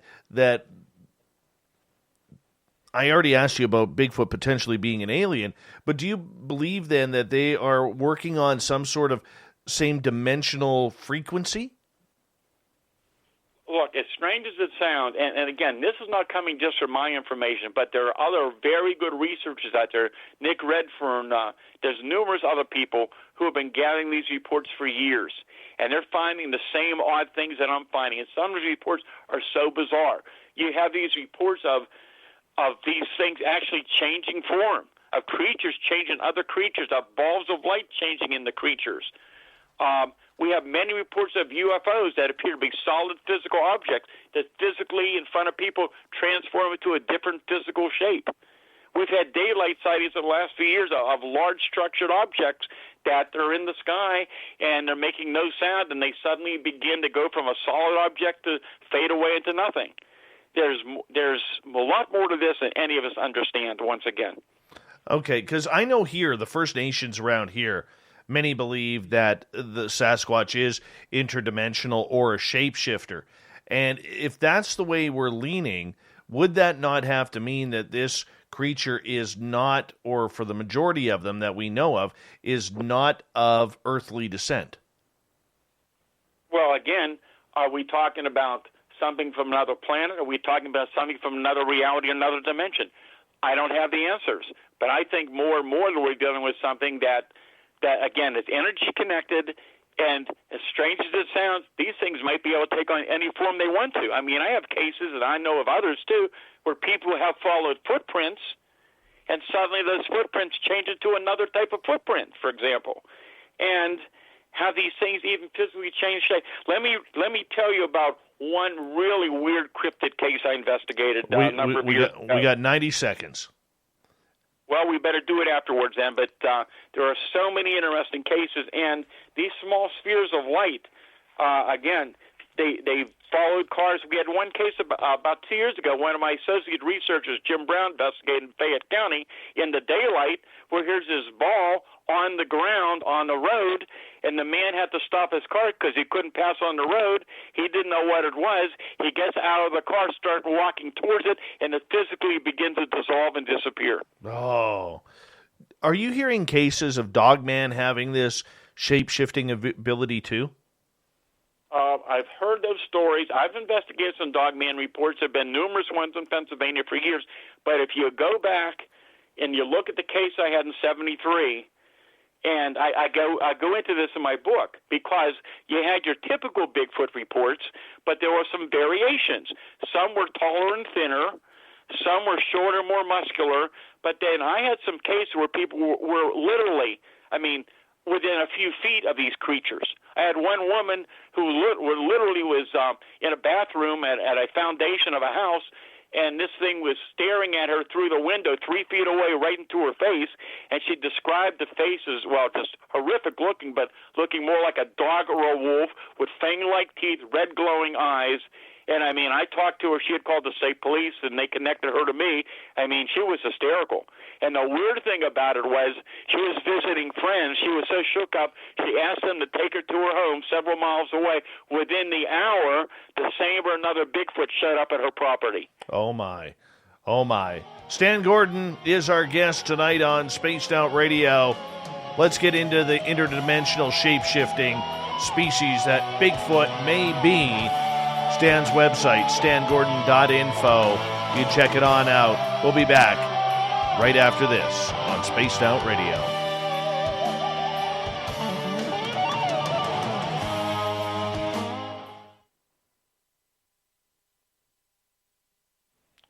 Oh, this is so cool. So cool, Stan. Well, you know, we couldn't even begin to get into the cases in a few hours. I mean, we could be here for literally weeks about the information that's out there. Oh. Now this just, you know, what I hate about this is I can't get to my Sasquatch gifting site because you're getting me so pumped up and worked up, man, that I just want to get out there and I can't even get there.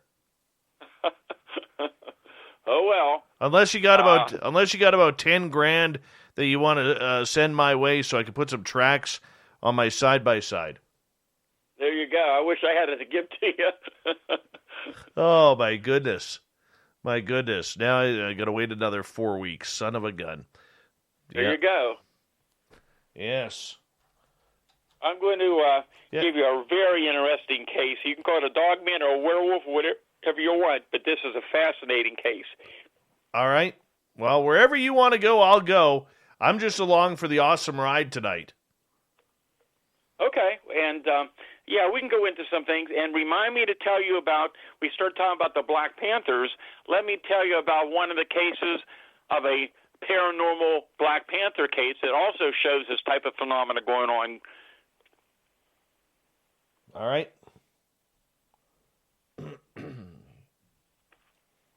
I got it written down.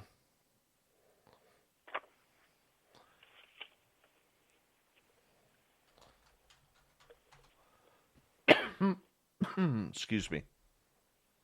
Wow. I'm just so stunned and excited by this.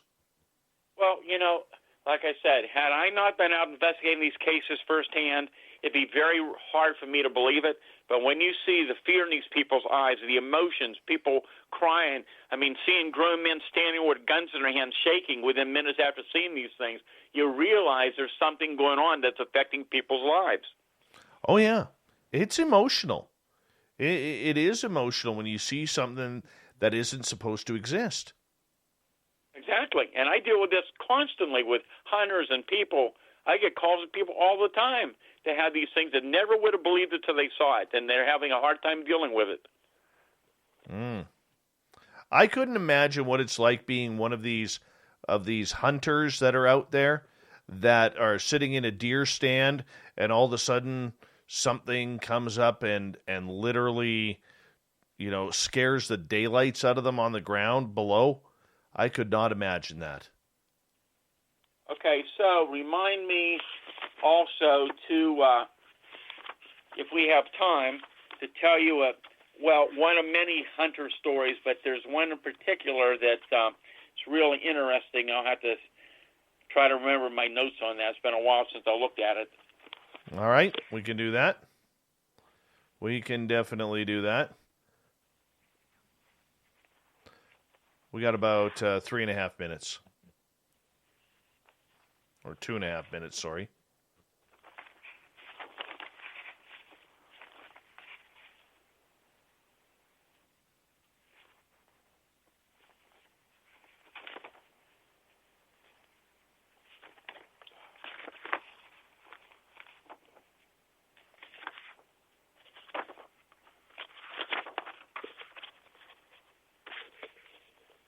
I'm working on another book. Hopefully, it'll be out in the next few months, I'm hoping. It's going to have some incredible cryptid cases, things that people never heard about before. Some of the cases are amazing. Beauty. Beauty. Well, I guess we got to have you back on when that comes out. Well, I'm hoping, like I said, things have been behind a little because of the virus and all the other stuff going on, but I'm hoping to get it out in the next few months. Perfect. Get the fingers typing. That's what we're doing. That's for sure. Now you're in British Columbia, right? Yes, I'm almost halfway up. Okay, that sounds good. If we could possibly mention the end, my website or my books available on Amazon, it'd be appreciated too. Absolutely, we can. I'll prepare my voice for that. There you go. All right, we got about, let's see here, a minute? Just over a minute left.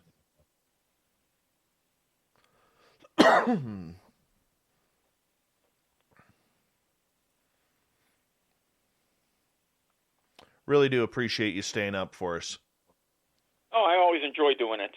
It's a lot of fun, and, my whole thing has been educating the public. I've been doing this since I was in high school. Out of high school, I began to give free lectures to people around the area on these subjects. I've been doing it ever since to educate the people the fact that there's things going on out there we just don't understand. Right. Okay, my friend, hold on. Here we go.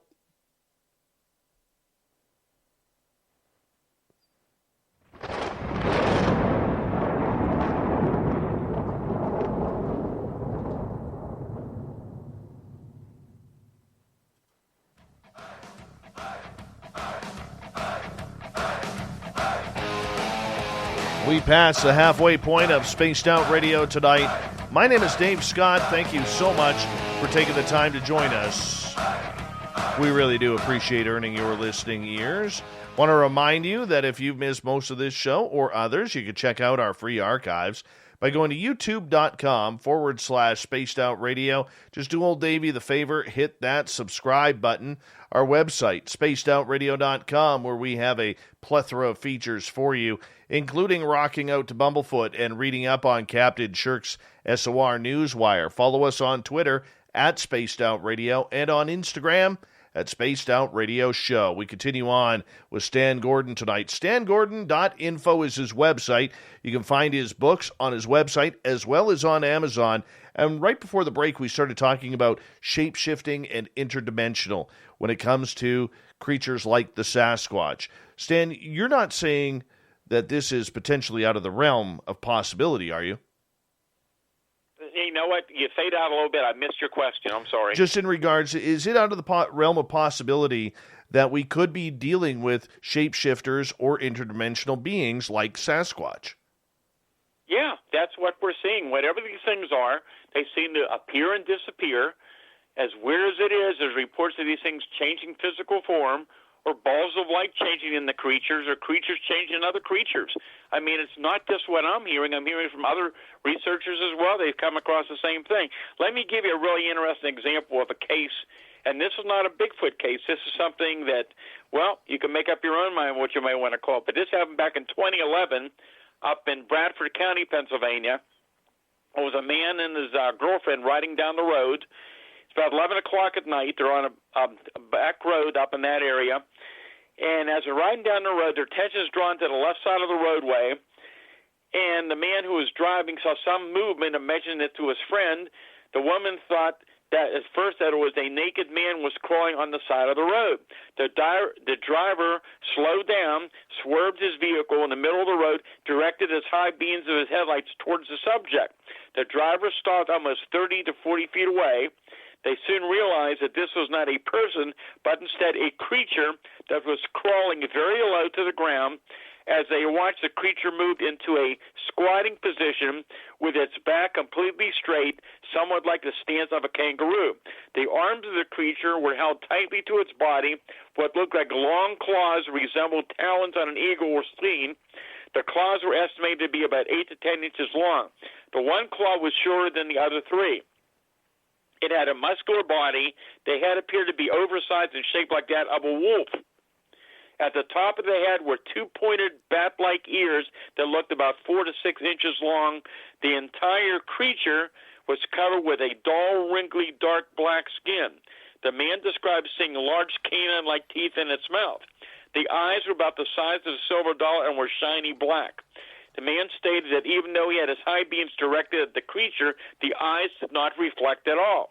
The man said he looked over the body during the 12-second encounter and for some reason thought the creature should have wings, but he didn't see any. The creature seemed to be about 5 feet tall at that point. At this point, the creature was in the left lane of the road, about 1 to 2 feet onto the pavement. As the couple watched in amazement, the creature began to stretch its body. The man said at this point the animal started to stand up on its back legs while also falling over onto the front feet. He said that in that position, the creature appeared to be 6 to 7 feet tall. Then that animal fell over on all 4 legs. He said he observed that the front claws of the creature were now 2 feet across the center line of the highway, while the back feet remained 1 to 2 feet from the edge of the road. The creature then turned its head to the right and looked toward the vehicle. The driver said to me that it looked directly at them with a horrific expression, like it was panicked. And that's really important. Remind me to tell you about that later. And he said it took a deep breath. He had the feeling the creature didn't realize that it was being observed, and when it realized that it could be seen, it was caught like doing something it wasn't supposed to be doing. Once it realized it was being observed, it leaned back slightly and reached forward with its claws. The creature took one tremendous leap, clearing a 7-foot embankment, and moved out of sight into the woods. They estimated the leap was about 40 feet long. As it was a process of leaping, it was perfectly straight and held its front claws forward. The legs, as it was leaping, were only slightly larger than broomsticks or about the size of a walking crane and were very long. And then seconds later, after the creature was gone from sight, something else odd occurred. A large black bird, possibly an owl, suddenly rushed at the passenger side window, almost hitting the glass, then took off and did not return. The witness indicated the creature appeared to be changing form. He said its shape was nothing like it was, which when it squatted, the woman stated to me that it shaped into another form. She thought it was a dark brown color and looked like a werewolf with a little back hair. She estimated it was leaping into the woods. She thought it stood about 9 feet tall. The woman was reluctant to say it, but she said, I think it was a man changing to a werewolf. That's just an example of some of these very weird reports. That is so weird. Werewolves now. I mean, that is so mythical, that we think is only of legend. Do you think that has something to do with the First Nations of the area? Well, you hear a lot of reports, again, from different areas, but going back, I don't really like to use the term werewolf, but again, a lot of these dogman reports, some of those people, and the people even during the 73 outbreak and in more recent years who have seen them close are saying the face is more dog-like or wolf-like. So some people might interpret that as, from seeing the old movies, as a werewolf. Wow. Let's talk about Dogman here for a little bit, because it seems like there's a real division between what the Dogman creature is that is seen in Ohio and in the western part of Pennsylvania, and this tall bipedal canine that Butch Witkowski talks about in the eastern part of the state there. Is there two different creatures running around Pennsylvania?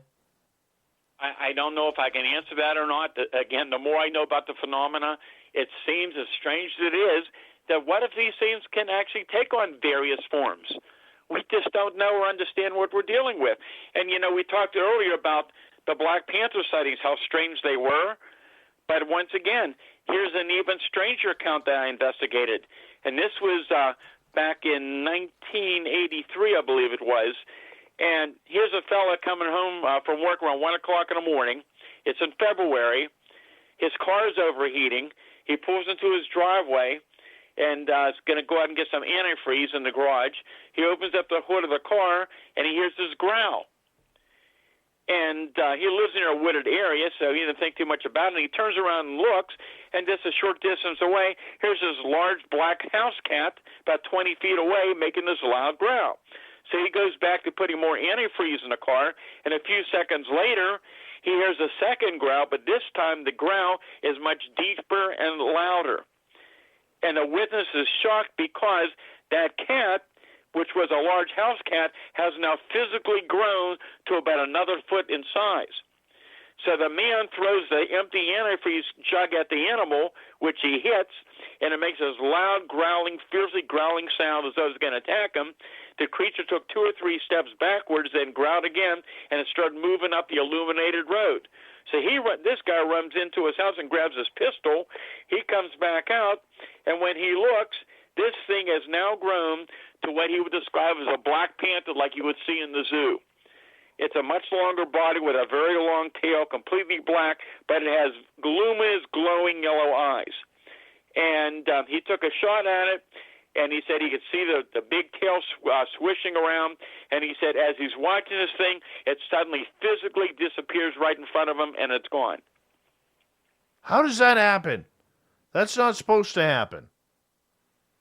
None of these things are supposed to happen. That's the problem, and that's why so many people have a difficult time dealing with these reports. Because I've talked to multitudes of people. People call me quite often, hunters and people from all kinds of backgrounds who have been out in the woods for years, never saw anything unusual, heard stories, but never believed any of them. I mean, years ago, I interviewed several different hunters independently who had experienced it. I mean, I remember talking to 1 or 2 of those guys, and they had tears in their eyes, and they were shaking talking to me. And some of these guys said, we've spent our lives in the woods. We love the woods. We'll never go back in the woods again. I mean, this is the kind of reaction of the weird things that are going on out there. And there are so many stories. I mean, we could talk for hours and hours about these cases. And, I mean, I'll give you another great story from some hunters up in Elk County back in 2008. And this was early morning. These 2 men were going in the woods about 4:45 in the morning. Been raining. They had only a headlight on and a mini mag light at the time. The fellows walked further into the woods. They heard the sound of a coyote howl, and the men stopped. They heard other coyotes howling from various locations around the woods. Appeared to be about 3 different packs of the animals. The men had hunted there for quite often. The one witness told me he had never heard so many coyotes, however, howling like that night.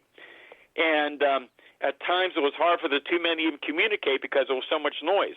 But suddenly, about 150 to 200 yards away, on the other side of the field, they noticed 2 dimly glowing lights. And those lights are about the size of a baseball, about 2 feet apart and about 15 feet above the ground.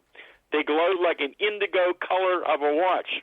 The men thought the lights were odd, but they thought, well, they must be from hunters out there somewhere. But as they walked forward, towards where they saw the glowing lights, they now observed what looked like a flashlight beam flashing back and forth between the tree lines. They did not think it was that odd, since it was archery season. There was probably other people out there. But within minutes of seeing that single light, about 10 individual white beams of light suddenly appeared. And those beams of light flashed around, seemed to originate from one point, were not moving around at that point.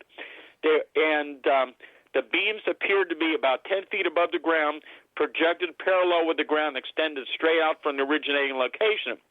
The one hunter said, I asked the other guy how many there were, and he said these lights, they couldn't tell. They were from so many different directions, but their attention was drawn to a glowing figure moving from the area of the beams of light, and it seemed as though one light beam led it to the field. The glowing human light form moved about 20 feet out into the grass. The grass in the area was about 6 inches tall. The other beams of light suddenly went out. The one witness told me that the being he saw was like a silhouette of a person just glowing, completely glowing. And the man said the best way to describe it was if someone took a glow-in-the-dark paint and rubbed it around a person's body. The being was estimated about 3 feet tall. The head may have been a little larger than a human, and the upper part of the body seemed to lean forward. The arms appeared to be straight down and were longer than that of a human. The legs were hard to see as a glow was blocking that shape. The color of the glow was described as a light green lime color, and whatever it was, it seemed to be moving at twice the speed of the 2 men who were walking fast. It actually gave the impression that it was gliding, and they heard no sound. And I've had numerous reports of various types of humanoid creatures, and even, believe it or not, Bigfoot reports where these things are moving very fast, appear to be glowing, rather gliding or floating above the ground. Now, a lot of people don't know this, but humans actually glow. That's how they're able to pick us up on camera from helicopters. And that's why the military is so successful in trying to track down, their enemies on the ground as well.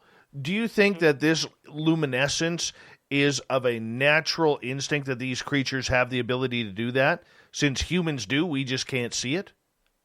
Well, that is a very unusual case. We don't get that many reports of glowing figures. But, so again, I don't know that, but that's not a common type of report. It's very odd to get that. But yes, I've had reports of glowing figures and rather of different types of humanoids and other creatures that seem to glide or float above the roadway. Weird. So weird. I want to ask you a question here, if you don't mind, in regards to a situation that happened in my area with a friend of mine. Now, my friend's name is Mike, and he told me this story a couple years ago. I thought it was weird. But recently, I've really been thinking about it, and the more I think about it, the more I get weirded out by it. I can't stop using the word weird with this, Stan, and I think you're the guy to ask about this. So, back in fall of 2018, my buddy Mike was out hunting for grouse and rabbits. And he comes to this area where we pass all the time to go to our gifting site for Sasquatch. And it's an old, rock area, a little quarry. And he goes into that quarry, and he gets out of his vehicle. He's walking around with his gun, kind of looking for any signs of birds or rabbits or deer. And he starts hearing my voice. Now, this is in the middle of the forest. I'm at work while this is happening. He starts hearing my voice saying, "Mike, come in here. Help me. Help me, Mike. Come on in here." And he said the sound wasn't coming from one area. It was almost unidirectional, coming from all around him. What would cause that? Well, I've actually heard other similar accounts. It's not that common again, but I've heard people describe things like this, and some people feel, and again, in the cases I've had, it's not very common. I've heard some more reports in the last couple of years. There's some people who swear that they believe that these creatures tried to telepathically communicate with them. And I can tell you one incident where I was actually a witness to, and I can confirm this one, as strange as it sounds, that back in the 1980s, this was along an area of the Chestnut Ridge out in Westmoreland County, where we were getting reports that a Bigfoot had been coming down from the ridge, and various people had seen it. And my team went out there to interview a small group of people, and there was one person within the group that was reluctant to tell us but swore that somehow this thing was mentally trying to communicate with that person. While we were there, this person told us that this thing was communicating that the next morning near Homer City, Pennsylvania, so we're in Westmoreland County, and this is about 15 miles away in Indiana County, that the next morning around Homer City, PA, there would be a UFO incident early the next morning. And early the next morning, there were multiple reports from Homer City, PA, of this strange, very loud, unusual sound over top of the area. It was so strange that the police and fire departments were called out. It made the news. And I can confirm I was there, and I knew that hours before it happened. The reason why I ask is I've been listening to a lot of this, those weird creepypasta stories that are on YouTube. I go to bed listening to them every night. Maybe you do, maybe you don't. But the one thing that I've learned is a lot of people say that both these Wendigos and these skinwalkers make that noise, but also fairies and sprites and gnomes in the area, or the trickster type of cryptids, make those type of mimics as well. Have you heard that, and do you have any stories about that? I've heard all those stories, and I can tell you from going back to the 70s, we realized from the reports we were receiving, and there were some people that actually recorded some of the sounds, that these creatures could make a sound like a woman in pain screaming, a baby crying, a high-pitched whistle, and somebody with like asthma, like a very loud, heavy breathing sound. But we also realized from cases we had that these things could mimic human sounds or any kind of sound that want to. And I've talked to people even in recent months who have been, and some of these people are very experienced outdoorsmen and hunters. They know what the coyotes sound like and other wildlife of Pennsylvania. And they're trying to describe, this horrific vocalization that just trembled through their bodies. It was so massive. And how scared they were because they never even like it. But some of these people were describing like several different, completely different type of animal sounds that were all tied together and in one continuous loud burst of vocalization. And that's something we've heard more and more about. We've got about 4.5 minutes before we have to go to break at the top of the hour. Stan Gordon is our guest tonight on the show. And I want to get to Bama's question here, who is asking, what about fog? Do you deal with a lot of these situations in fog? Well, I'll tell you what is showing up more and more. And we're getting more reports, especially with Bigfoot and other cryptids, where there seems to be a foggy, misty type of situation in the area or surrounding the creatures themselves. So we're hearing more and more about these strange, misty, foggy reports. And here I'll give you an example. Here again, Derry Township, right along the base of the Chestnut Ridge. This was September of 2018. A man's riding down the road, now not on top of the ridge, down below the ridge. It's a rainy night. His headlights catches something about 75 feet away in front of him that suddenly appeared out of nowhere. And that's what people are telling me quite often. They're saying it looks like it's like watching a Predator movie, that these things suddenly appear out of nowhere, they see them, and they're gone. And he says he's watching this thing, and he says it looked very foggy in that area, but nowhere else. And he said he can see this whole creature, this humanoid form, about 6.5, 7 feet tall. It's a foggy white form, kind of foggy or misty in appearance, seemed to be very muscular, has muscular shoulders and a small waist. And he says this thing appears to be actually floating or gliding above the road into the field and disappears. But yes, we're hearing more reports of people describing an odd fog or a mist, and now it's also being reported with UFO cases as well. Do you find that this fog or this mist is maybe being created by the creatures as a camouflage, so to speak, as much like the military would use smoke bombs? Don't know. Maybe it's part of the process of these things appearing and disappearing, just like the odor with Bigfoot. You hear many, many reports of people saying about this terrific smell like rotten eggs or sulfur. It's been dead for a long time. I actually did smell it myself. I can tell you that story later because it's interesting. But there's not always a smell. In many, many cases I investigated, there's no smell whatsoever. My theory is that somehow that terrible odor is related to the process of these things going from a physical to a non-physical reality. Oh, that's an interesting theory. I've never heard that before. I thought. Go ahead, please.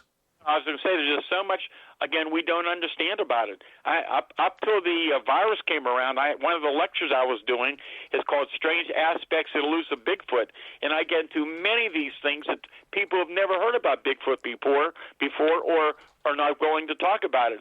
And the response I'm getting from the public is just amazing because they said, you know what, that's the only thing that seems to make any sense anymore. And I think more and more people are beginning to realize we're dealing with something that is very, very strange. All right, we got about 90 seconds before we have to go to break. At the top of the hour, Stan Gordon is our guest tonight on the big show here, and we'll have him for another 30 minutes here until the bottom of the hour in hour number 3.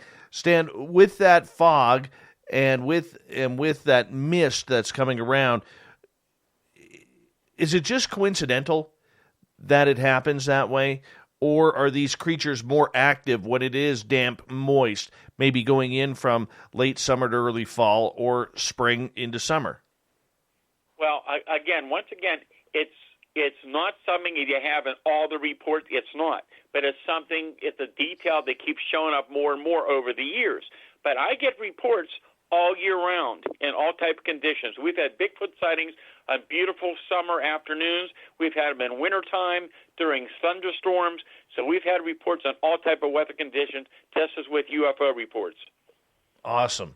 Awesome. Stan, I'm going to get you to hold on right there because we are going to go to break here at the top of the hour. And once again, you are providing one heck of a great show, as you always do here on Spaced Out Radio.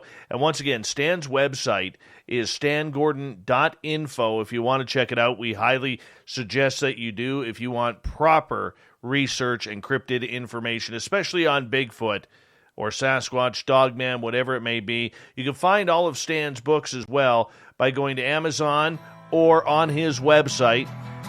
He's one of the best in North America when it comes to researching monsters. This is year number 62 that the legendary Stan Gordon has gone chasing these legends. We got him for another 30 minutes here on Spaced Out Radio. Stay tuned. Hour 3 is next.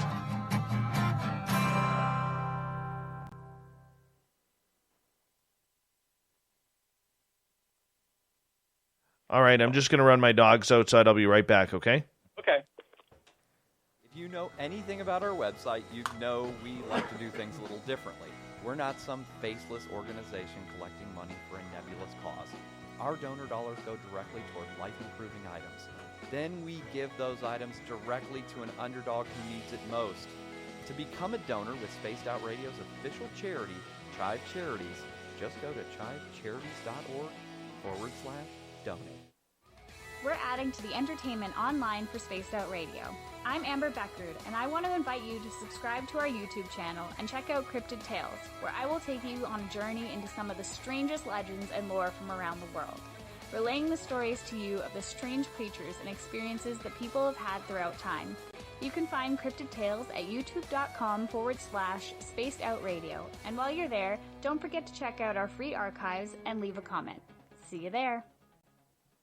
Hello, this is your guitar man, Ron Bumblefoot Thaw, and I have to tell you, I love the response I get for Little Brother is Watching from Spaced Out Radio fans. It's amazing how music can inspire and make people think deeper about what's going on in the supernatural world.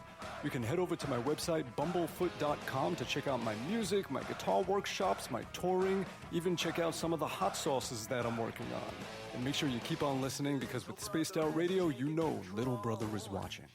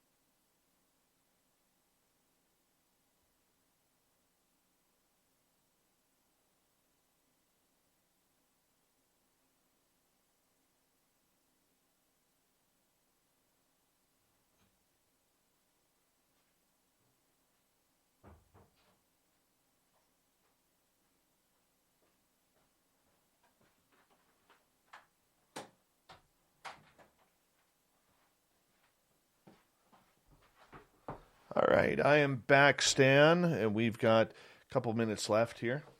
Okay. Hey, Dave, I wanted to mention to you. Yeah. On my books, I can't ship directly to out of the U.S., to Canada, or out of the country, so it'd be better for people and faster to have them go to Amazon.com. Perfect.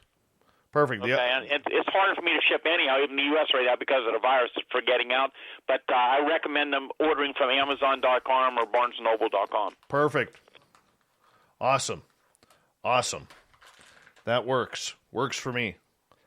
Thank you again for doing this, Stan. What an amazing show. Well, thanks, and I'm going to give you some amazing reports here in a minute, something you probably have never heard of before, that it's now I'm hearing reports from around the country that's going on more and more, and we'll talk about this very strange, sickly, hairless, bony-looking humanoid thing that's been showing up around the country, and wait to hear these reports. Oh, God, yes. That's what I need, yeah. I'll tell you, I was at that site the other day, just on top of that rock quarry, and I just can't stop thinking about that place now, and my buddy hearing my voice. That just trips me out. Yeah, I've heard the same thing before from other people where they think it's their friend who is way far away, and there's no way it could have been their friend talking to them. Yeah, and you got to realize, I live in a very... not very populated area. Like when you go into the forest here, the chances of actually seeing someone are slim to none, Stan. Slim to none. So, I mean, it's interesting. Give me a couple seconds here because we're going to... Oh, no, we got about 45 seconds here. I apologize. But I want to quickly say a big thank you to Greco, to Brett Lewis, to J1, to Vinster, to Surf JR Fapster, Wagon Breath, Ninja, and I believe that's it for the amazing super chats tonight. Thank you so much for supporting what we do here on Spaced Out Radio. It really does mean a lot, and it really does help out what we do. So thank you so much. And we're going to get going here in about 10 seconds. So stay tuned. We got Stan till the bottom of the hour. This is going to be great, people. Here we go, everyone. Stay tuned.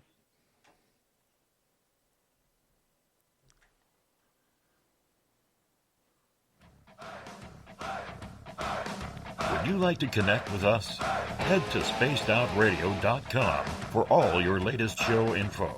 Now, back to Dave Scott and SOR. Third and final hour of Spaced Out Radio is now underway. My name is Dave Scott.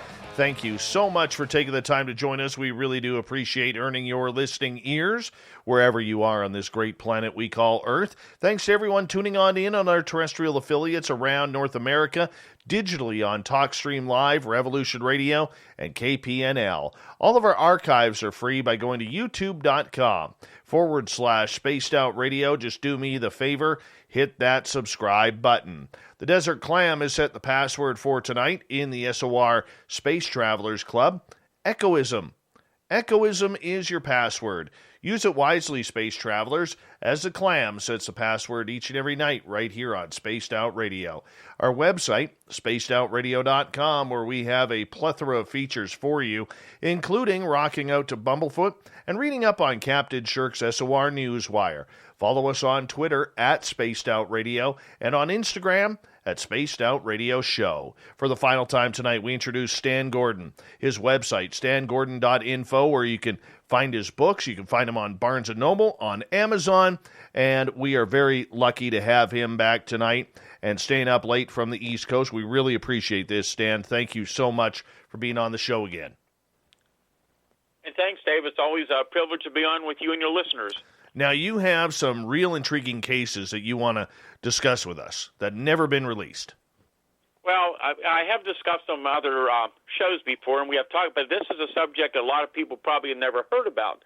And this is another one of these strange cryptid things that we heard about in Pennsylvania, but in the last couple of years now, I'm hearing numerous reports from around the country from other researchers. And this started back in August of 2017.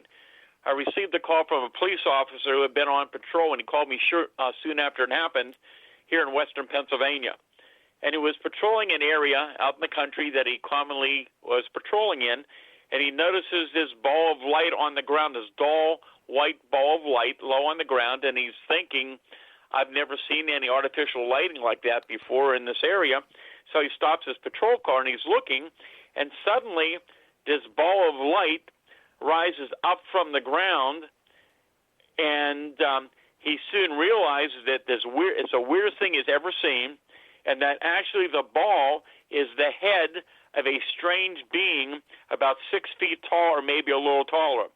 He said it was tall and almost skeletal thin, and he said he was of the opinion that whatever this thing was, it was lying on its belly on the ground with its head facing the road when he first saw it. It then stood up facing the road, and in that dark location, he saw the dull light from the glowing head illuminating the upper section of the body. And while he watches this thing, he says the illumination from the head lit up the shoulder area. The creature turned and faced him, then turned to the left and took off at an incredible speed. He said the speed itself was abnormal. He never saw anything move so quickly. And he said, now this is interesting, he said, it was there and then it was gone. Almost the same thing witnesses tell me about other cryptids. They suddenly appear and disappear. And he said he's watching this thing, and he described as being 6 foot or taller. The head was about 8 to 10 inches in diameter, shaped like a ball, but may have been somewhat egg-shaped. The light emitted was a dull white. The light illuminated the shoulders, the top of the chest, and the sections of the arms. He could not see the hands. The chest looked to be about 18 inches across. The waist appeared to be small, but the arms were unusually long. The long limbs looked skeletal with no muscle mass. The skin tone of the body appeared to be a dull grayish blue. He couldn't see any facial features. He only saw it for a matter of seconds. As soon as the thing moved off, he pulled up, put a spotlight on. There were no tracks there. And, I interviewed him numerous times, and it was a fascinating case. Well, within a couple weeks later, and again, people weren't knowing about this, I got a call from another area a number of miles away from that location. And this woman in September was out that evening. She's watching early that evening this large object, like a big disc with multiple lights on it, hovering, bobbing around, hovering low over some trees. And she said some of the lights on it was like a dangling electrical rope made up of neon lights that was hanging from the object. And also, soon after that, she hears this very strange, loud sound coming from the woods. She said, I don't know how to explain it, but she said, I've heard owls before, and this thing sounded like it was very loud and steady, like a very angry, loud, noisy owl. And interestingly, other people have been calling in, reporting these strange, terrible sounds, some saying it sounds like a huge, oversized owl from other areas. But anyhow, she's watching this thing hovering, and as she's there watching the object, in the distance she sees this figure begin to approach. She thought it was a neighbor coming up to talk to her, and as she's watching, she realizes this is not a neighbor, this is not a human, but this thing has a somewhat human form, is about 5 foot 8 inches tall. The head was kind of egg-shaped. The color was kind of an odd, sickly, and in poor health. It looked like it was a kind of a light green or ivory color, similar to what the police officer saw. She said she couldn't see any facial features on it. It appeared to be thin and hairless, like what he saw, but the body appeared to be thin and hairless and wider around the shoulders, about 20 inches across. She could not see the arms or hands. The legs were straight and thin, but seemed to be bent outward from the knees. And so that was very interesting. And then I talked to a guy, and I was actually at the location, and this fellow lived miles away from there in a different area, and his home is deep in the woods.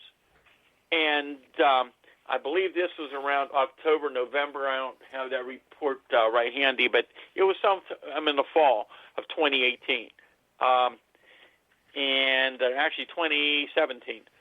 And anyhow, he heard this unusual bipedal sound up in the woods. He was familiar with deer all through the area, and he couldn't identify it. So he found a little uneasy and decided to go back down to his house. So he's sitting there eating at the table, which is about 10 feet away from the back door that faces the woods. And he happens to look up and hears this same kind of scrawny, thin, sickly-looking, hairless creature crouched down on all fours with glowing yellow eyes staring right into his face 10 feet away. He said it goes down on all fours, scampers around the house, and it's gone. And then more reports were coming in from other areas of the state. Lon Strickler, Phantom Monsters, had a similar report. And I understand now from around the country in the last couple of years there have been more similar reports coming in. That almost sounds like a couple of explanations. Whether it's the Skinwalker or Wendigo, sounds very familiar to that. But with the screaming sounds, it almost sounds like a sea hag. Well, again, you've got all these different anomalies all wrapped into one mystery. You've got these different aspects of these different cases showing up. And it's just very, very amazing for some. And how many reports, again, are we not hearing?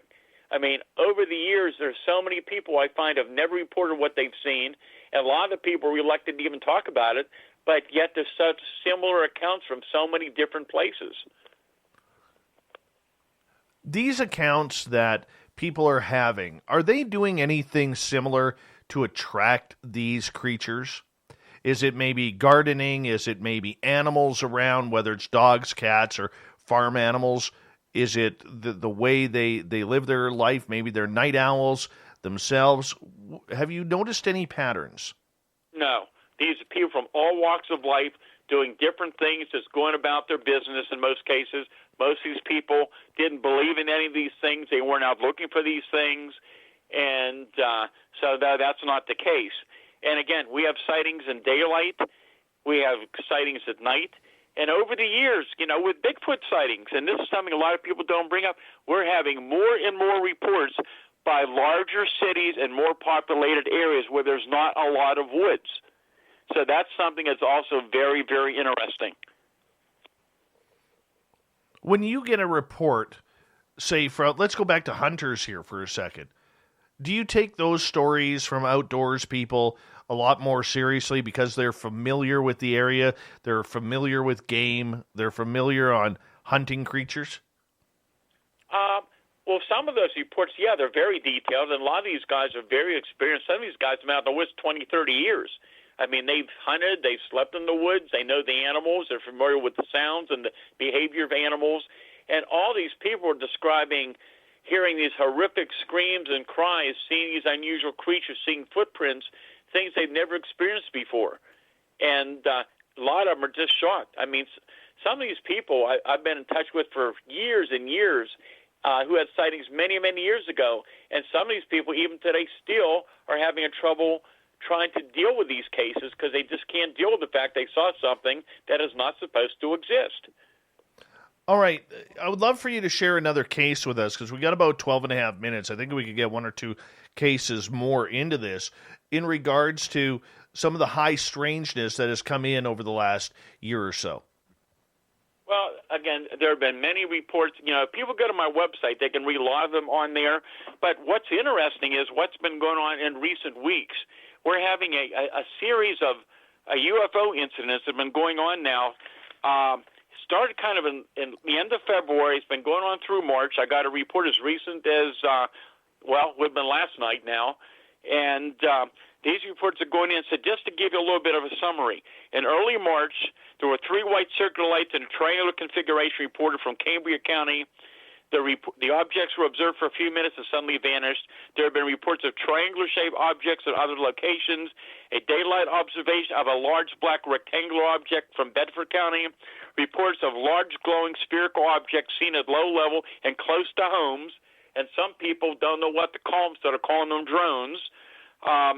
Reports of large glowing, again, I mentioned that, bright objects moving straight up into the sky and disappearing, which I had a report like that last night, and there's one very good video taken not far from the ridge near Lake Trove a few weeks ago where you can see this light like a bright star, but it's going straight up into the sky and it's gone. We keep getting reports of the smaller spherical objects in different areas, and people from different locations reporting unusual luminous phenomena are being recorded on their game and security cameras. I also talked to another researcher I'm in touch with, Dan Hagman, from the BORU group, the Butler Organization for Research the Unexplained, so north of Pittsburgh, and he said throughout March he had multiple reports of spheres in Butler County, and some of the cases he had are really interesting, and they fit into what I've had reports of. In early March, a witness observed a shiny, bright, cigar-shaped object in the morning. The sky was completely clear. The object did not appear to have any wings or tail section. The witness indicated the object was so bright he had to squint his eyes to watch it. The witness was very familiar with aircraft, stopped his vehicle, got out to get a better look. The object moved into a cloud and never exited from it. And I've had many cases like that in recent years where these objects, even in daylight, go into clouds and they never come back out. And there's another case he had from early March. A man was in his kitchen during the evening. He began to feel a strange vibration and heard a low rumble. He realized that the sliding glass doors to his deck were vibrating. He looked out the door and saw a very bright, large, pulsating round object just above the trees in his yard. The light from the object illuminated his backyard as though it was the middle of the day. He stepped out onto the deck and was awestruck by what he saw.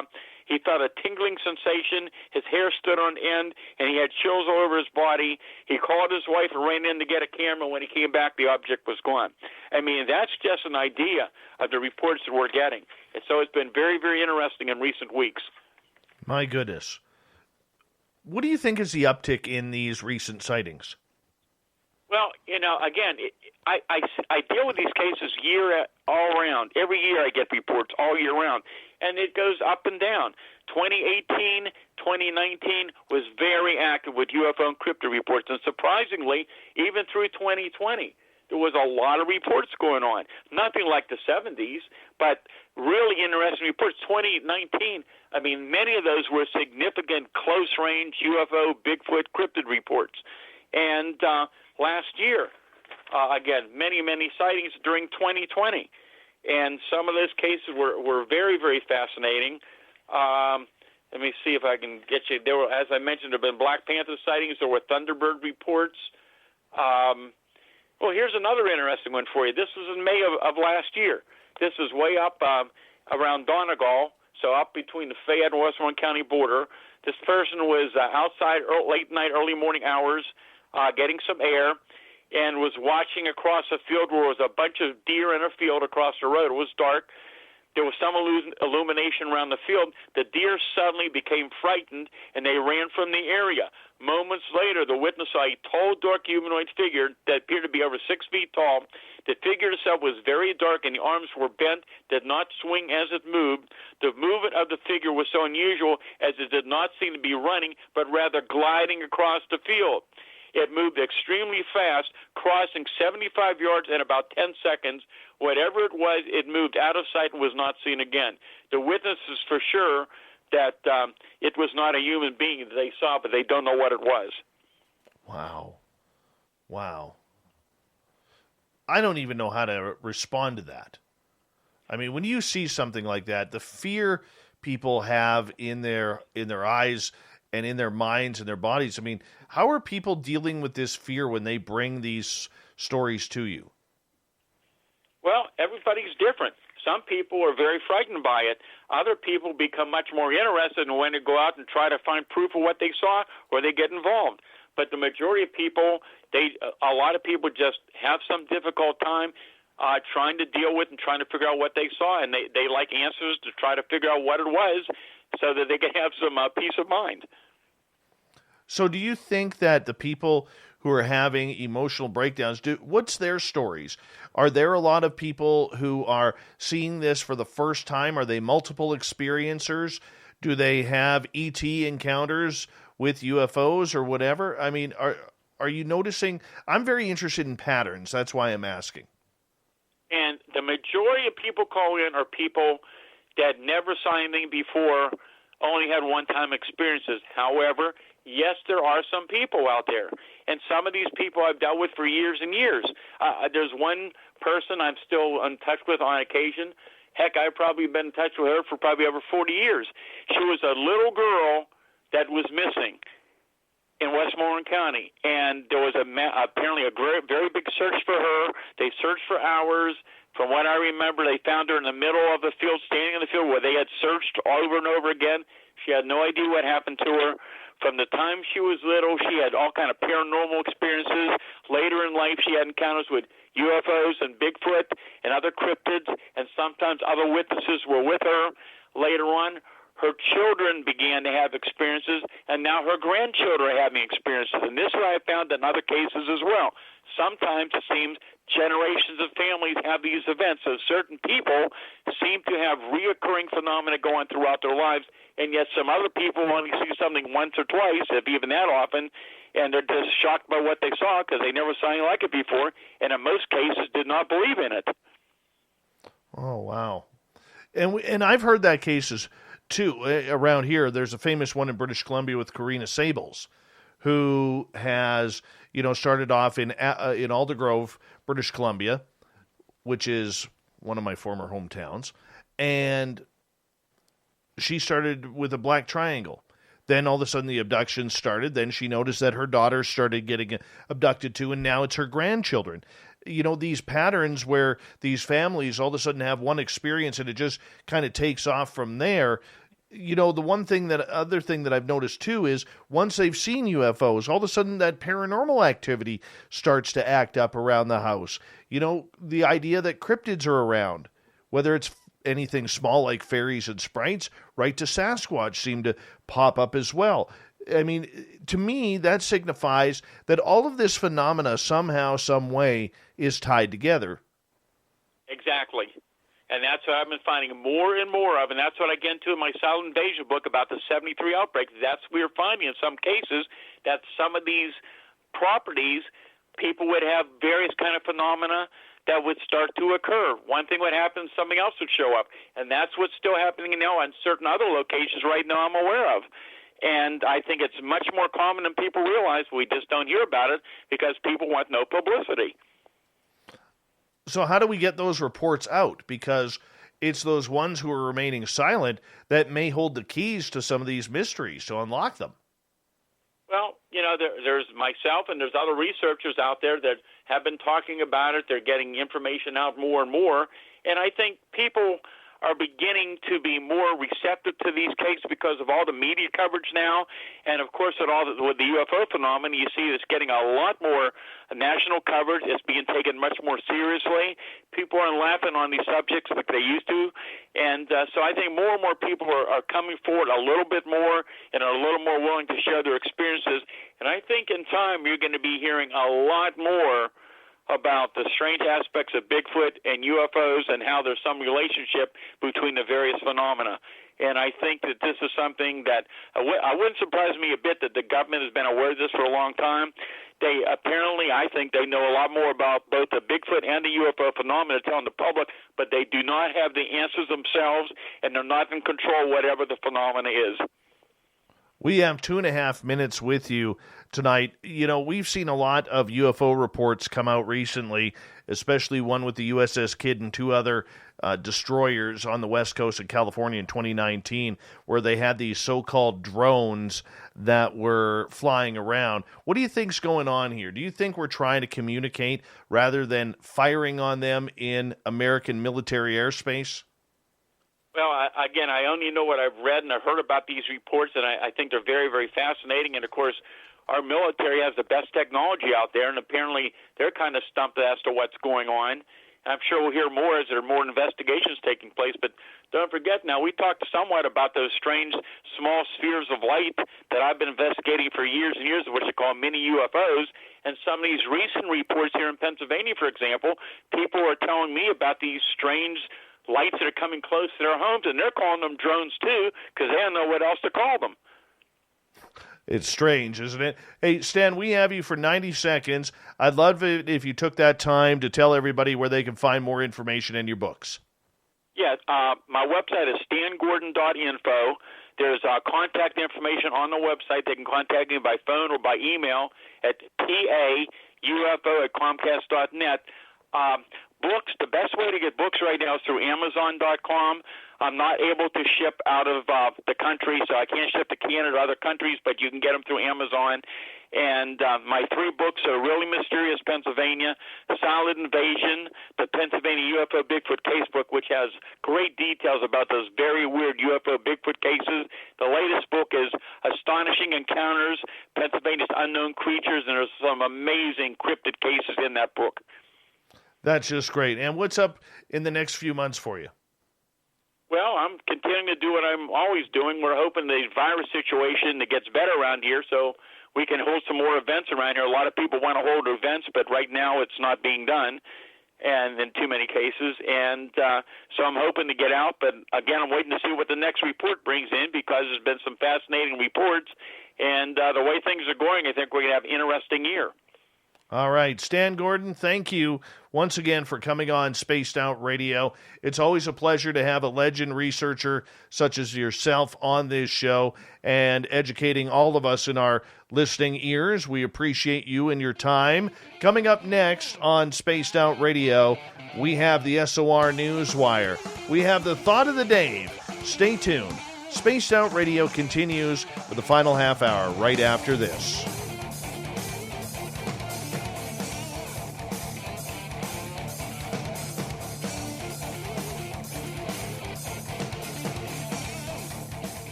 Great job, Stan. Thank you. Oh, I think he hung up.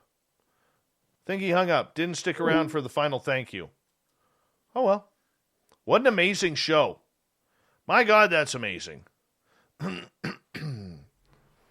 That was amazing. That's good stuff. Oh. The Murray. Bill effin' Murray. KCCO to you, man. Vin and Rye are so desperate they're busy pointing Speedo toward me. Instagram. Should know how to use the internet, so I'll have to be the one to see them and show them to her. That's funny. Thank you, Knucker. Appreciate that. Thanks, Duke. Thank Corns the booking guy for another great booking. That's why we love our Corns the booking guy around here.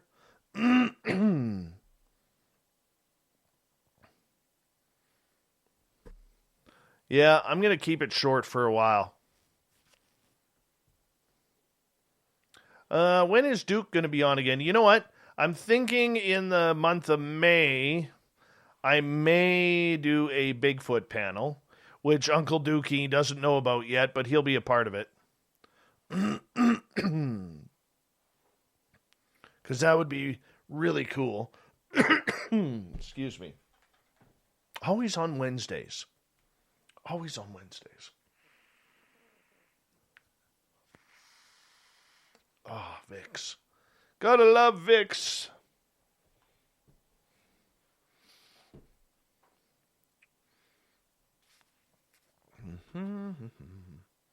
That was awesome. That was just awesome.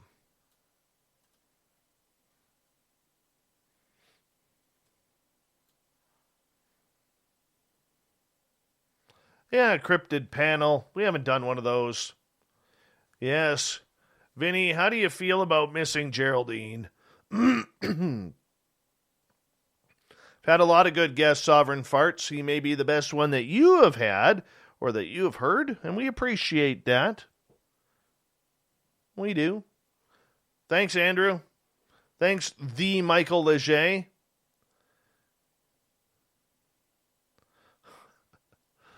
Thank you, Sunrise. Appreciate that. Thank you. Thank you so much. Yeah.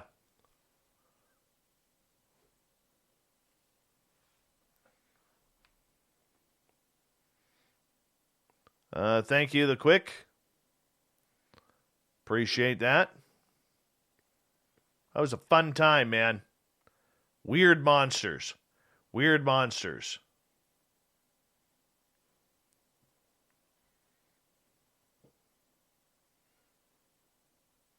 Thanks, Nilbog. T-Rav, appreciate that. Or do you prefer Trev? Oh, my goodness. Fine, I'll fix it. Always the pressure with the hair. Always the pressure with the hair. My goodness. What does a guy have to do?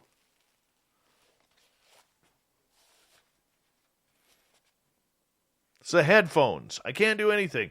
I'm not cutting my hair.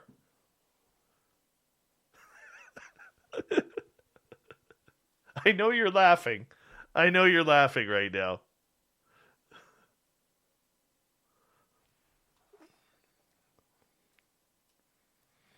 Oh. They are some glorious silver locks there, Ross. That is true. That is very true. Oh, my goodness. Oh. Which reminds me, before we go to break here, speaking of hair, Mighty Moose Beard Oil, MightyMooseBeard.com. Gary the Dutchman, by the way, for this month, is trying to raise money for Parkinson's disease. Now, Gary the Dutchman, by the way, this disease is hitting very close to home for him, and it's affected many others out there. And, we got to try and find a cure. So when you go to MightyMooseBeard.com, whether you have a beard, like I used to, or just beautiful hair like I do now, you can use it. I'll show you how. It's real simple. And the good part is you're supporting a good cause. You just drop it on in. I'm using the True North blend tonight. Just rub it in your hands, just like this. Certain people at sunrise can't do this because they don't have enough hair. And you just massage it in. Massage it in. All right? Use promo code SOR2019. Gary the Dutchman's going to give you a deal. And we all know Dutch people very rarely give a deal. All right, but he's going to take care of you. And it supports Parkinson's for this month.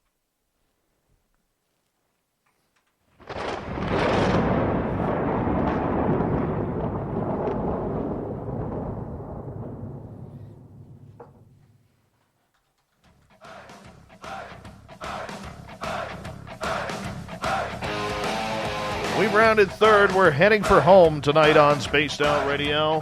My name is Dave Scott. Thank you so much for tuning us in. Really do appreciate earning your listening ears. Want to remind you that if you've missed most of this show or others, you can check out our free archives by going to youtube.com/Spaced Out Radio. Do me the favor, hit that subscribe button. Our website, spacedoutradio.com, where we have a plethora of features for you, including rocking out to Bumblefoot and reading up on Captain Shirk's SOR Newswire. Follow us on Twitter at Spaced Out Radio and on Instagram at Spaced Out Radio Show. Speaking of the news,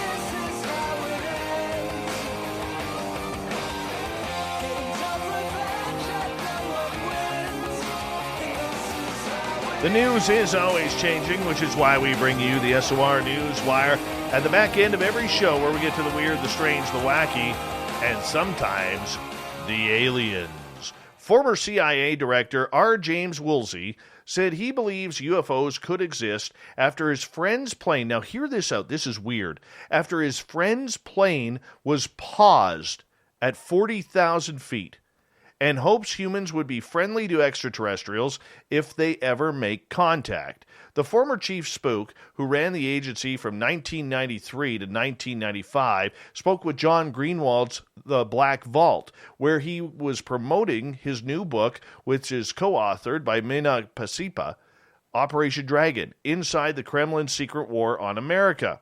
There have been, over the years, new events and now events of one kind or another, usually involving some kind of aircraft-like airframe, Woolsey said.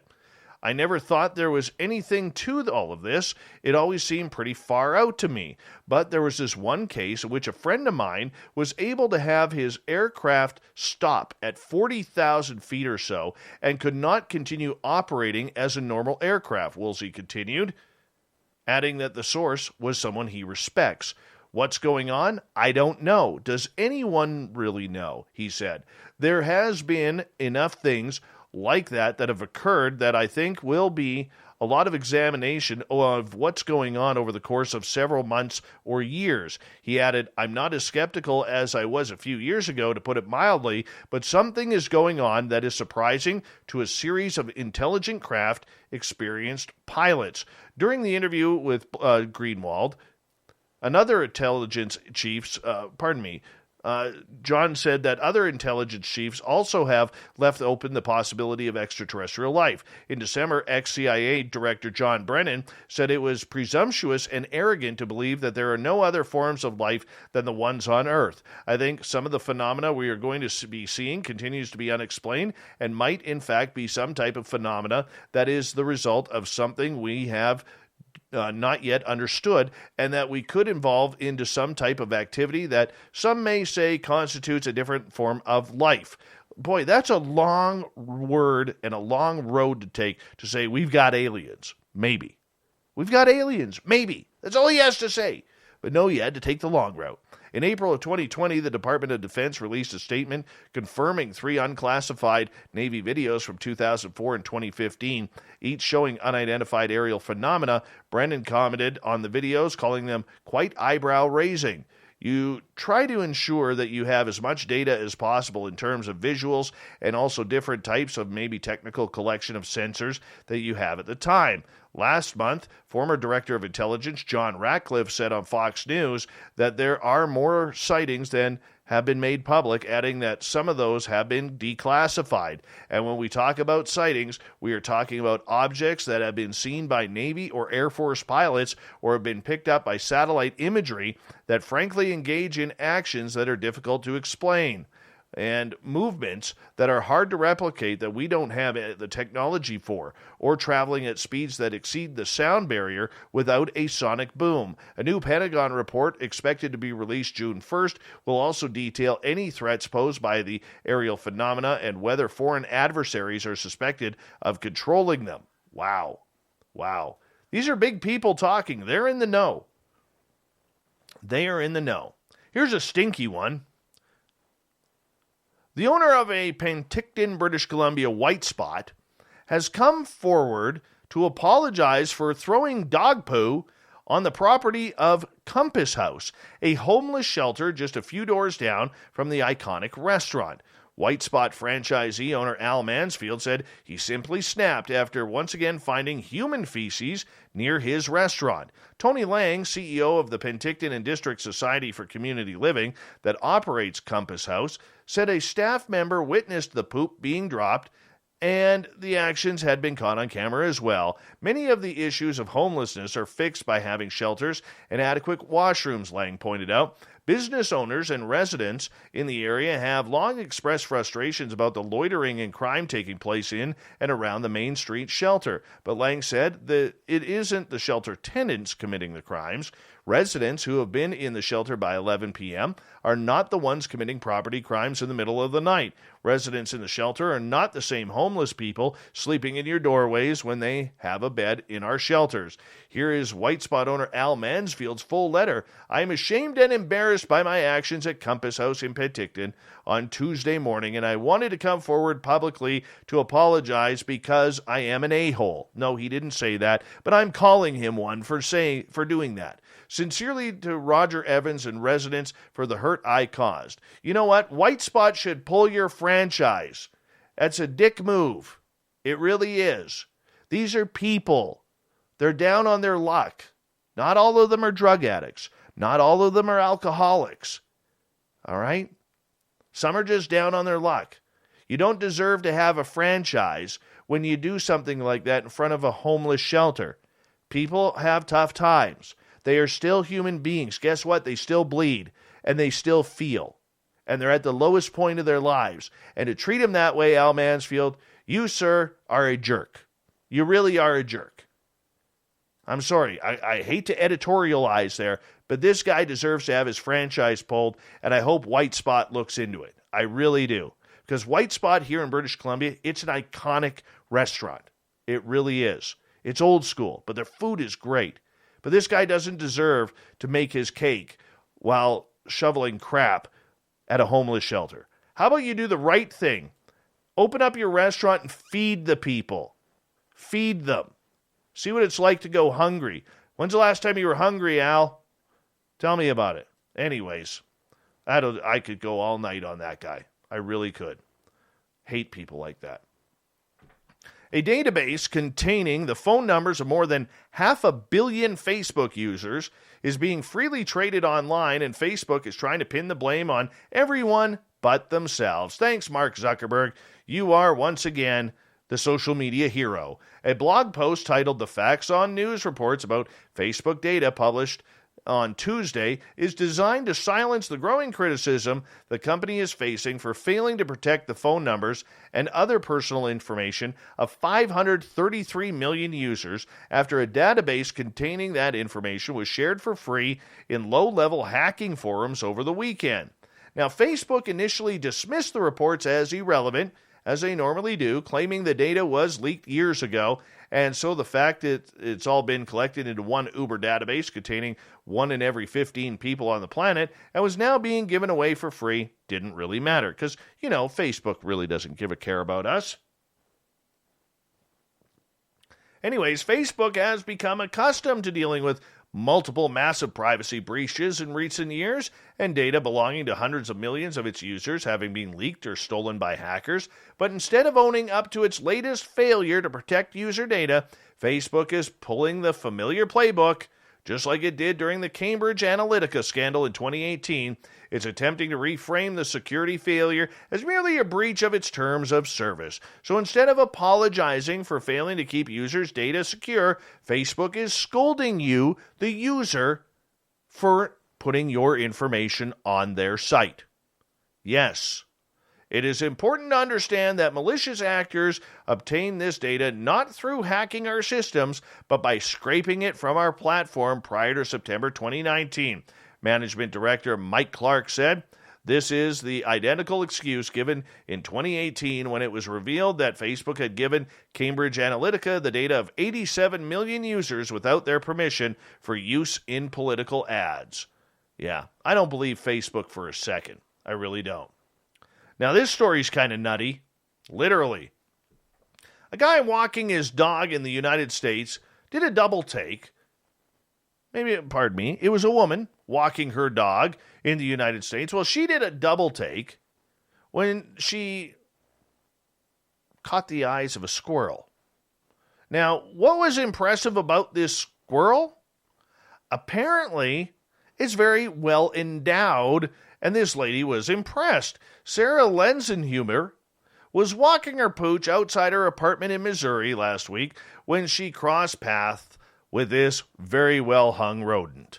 Naturally, she grabbed a snap of the sexy squirrel, posted it on her Facebook page, where the squirrel's information was now stolen by the hackers, where it racked up more than 4,000 likes as well. Sarah said, "I saw him while out walking my dog, did a double take, and then doubled over laughing because she was impressed with the size of this squirrel's cojones. I wasn't sure if I should post it anywhere, but then my grade school sense of humor got the best of me. As you might expect, it was the squirrel's scrotum which drew all of the plaudits. One person says, 'His nuts are bigger than my partner's.' Another said, 'Wow, he's got quite the stockpile of nuts for the winter.' While the third asked, 'Is it sad I'm jealous?' No, I don't think it's sad after all. This is a specimen of a squirrel we're talking about here. Yes, Squirrel Hub. She's going to patent it. Maybe I shouldn't have said that. Squirrel Hub is officially underway. And, he's hung like a badger, and his hot body, to boot, gives him a six-pack of nuts. As one person observed, dude, not only is he well endowed, he's ripped. Look at those pecs. Another said, does he have a six-pack too? A third added, wow, those abs. Yeah, this is actually a pretty sexy squirrel. If this has you wet for your appetite and left you ravenous for more raunchy rodents, then, yeah, the squirrel threesome. Remember we did the story about the squirrel threesome, and Captain Shirk was all red in the face about whether or not we should post that? Yeah, apparently these horny little devils are all over the place. They are getting ripped for breeding season. They're going to the gym more than I am, because Lord knows I could use some help there. And the squirrel with big nuts is out to find some nuts and maybe a partner, because it's all about prepping for the winter.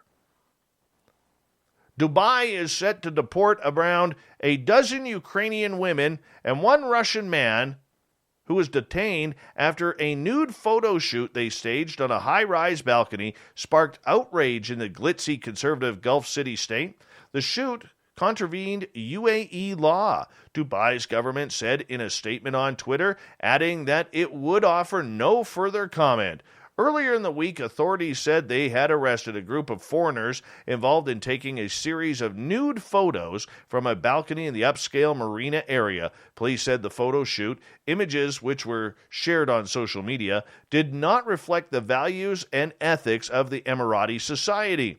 Dubai authorities accused those detained of public debauchery and producing pornography, though their swift deportation appears to have been ordered without any formal trial. While Dubai is keen to attract international tourists and businesses, Instagram influencers among them, it has maintained many strict laws curbing social and political freedoms. Consensual sex between unmarried couples was illegal until November of last year. In 2017, before the change, a British woman was sentenced to 1 year in jail for violating that law. She wanted to get laid on her holiday. Well, that's a no-no there. Well, it was, I should say. Ukraine's foreign minister and the ministry said that the consular officials had visited 12 detained Ukrainian women. The exact nationalities and number of all the people involved in the photo shoot was not immediately known. Foreigners make up about 90% of the United Arab Emirates' 9 million residents. Many are migrant workers from East and South Asia working in construction or domestic labor, while other foreign residents are employed in the sheikdom's booming business and tourism hubs. A series of legal changes loosening social controls last year were intended to attract foreign investors, though many restrictions remain. Sharing pornographic material can lead to jail time, so be careful when you travel to Dubai. Moving on here. Now, I don't know if you saw the video of this. You might want to check it out. It was all over, going totally viral. A customer at a convenience store in Thailand captured a video of the unusual scene that unfolded when a gigantic lizard literally walked into the store, then decided, well, I don't want to be on the store floor. It's dirty. Probably some mud in there, some grime. Don't want to be on the floor. So this looks like a big monitor lizard, probably about 7 feet long, decided to climb up the shelves to the top shelf so he didn't have to get his feet all icky with the germs on the floor of the convenience store. Genjay Narumpa was showing the lizard, believed to be a water monitor, browsing the aisles at the 7-Eleven store before climbing the shelves, knocking over numerous products to the ground. It was unclear where the 7-Eleven store is located or how the lizard was eventually removed from the business. Water monitors are common in Thailand and are known as some of the largest reptiles in the world. Now, if you had $3.25 million, what would you do with it? Well, let's find out what this person did. A 1938 comic book featuring the first appearance of Superman sold for a record-breaking $3.25 million at auction. Online auction house ComicConnect.com said Action Comics #1, which bore a price of only 10 cents when it was released in 1938, fetched a high bid of $3.25 million, setting a new record for the highest price ever paid for a comic book. The auction house said the seller had purchased the comic 3 years ago for a sum that was $1 million less than what it sold for at the auction. Vincent Zurzolo, co-owner of Comic Connect, said that the comics is in near pristine condition, making it an especially rare find for collectors. Wow. I could think of so much better things to do than buy a comic book. But that's kind of cool.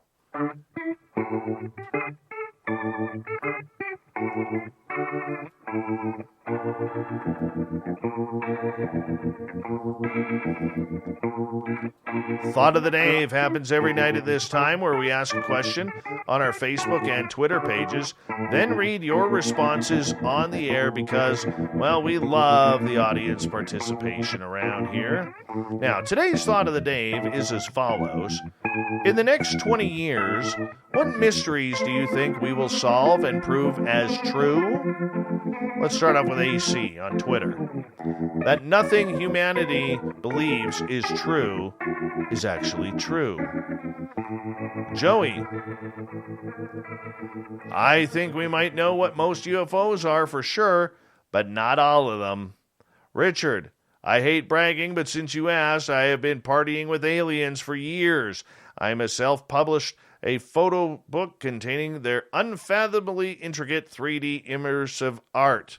So he shows a photo of what looks to be a piece of seaweed that he's claiming as a alien shrimp. Okay.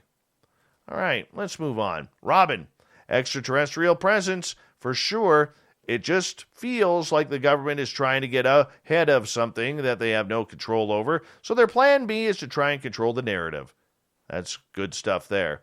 Davey, I hope that we begin to understand what our reality really is in a way that moves from theoretical to truly practical, and that we gain a full understanding of what the fifth fundamental force of nature is. That would be a good place to start. Kevin, how they get the caramel inside the Cadbury Caramilk bar? That's always a good question. Angela, DNA of giants' bones will confirm Anunnaki Nephilim links, forcing world governments to admit what we all are. Made in his image with their DNA, then our naturally inherited abilities from the gods via the pineal gland will be reinstated. Kevin, Dave, I believe that they will discover how the human body manufactures belly button lint. Oh, very nice, Kevin. Very nice.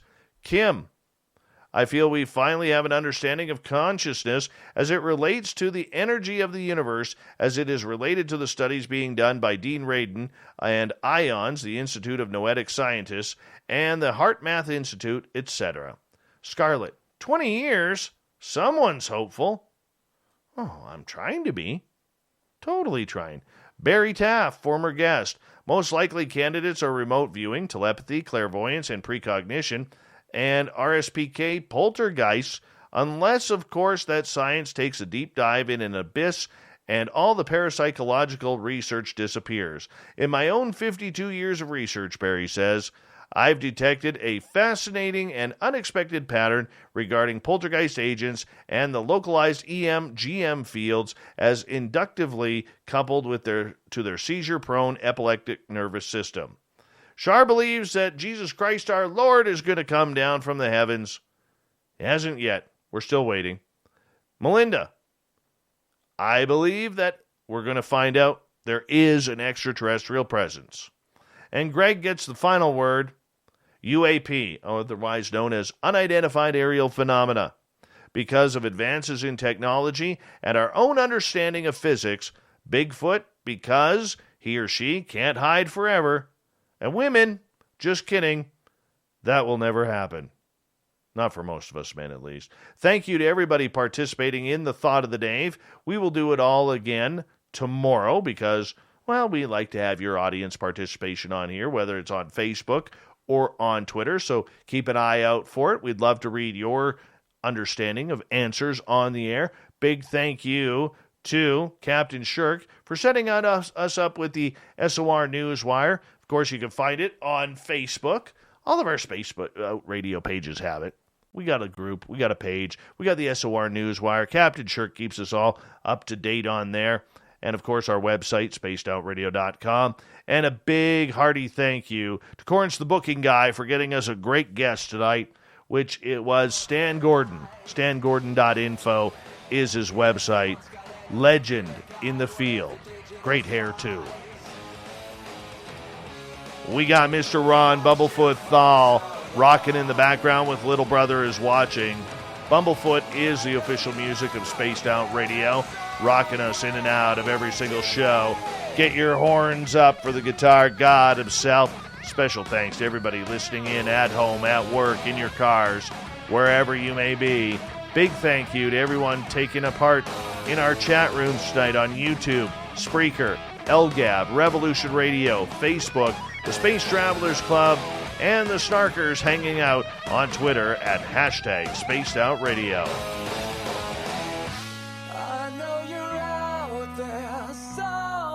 Remember, this show is copyright by Spaced Out Radio and SOR Media Ventures Limited.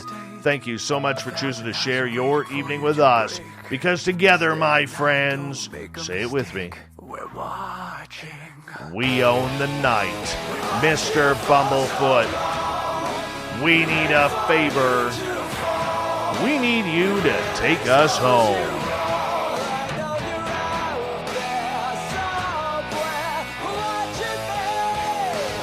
Yes, the Woo train has docked for the night. But soon, my friends, we shall ride again. Your seats are always available.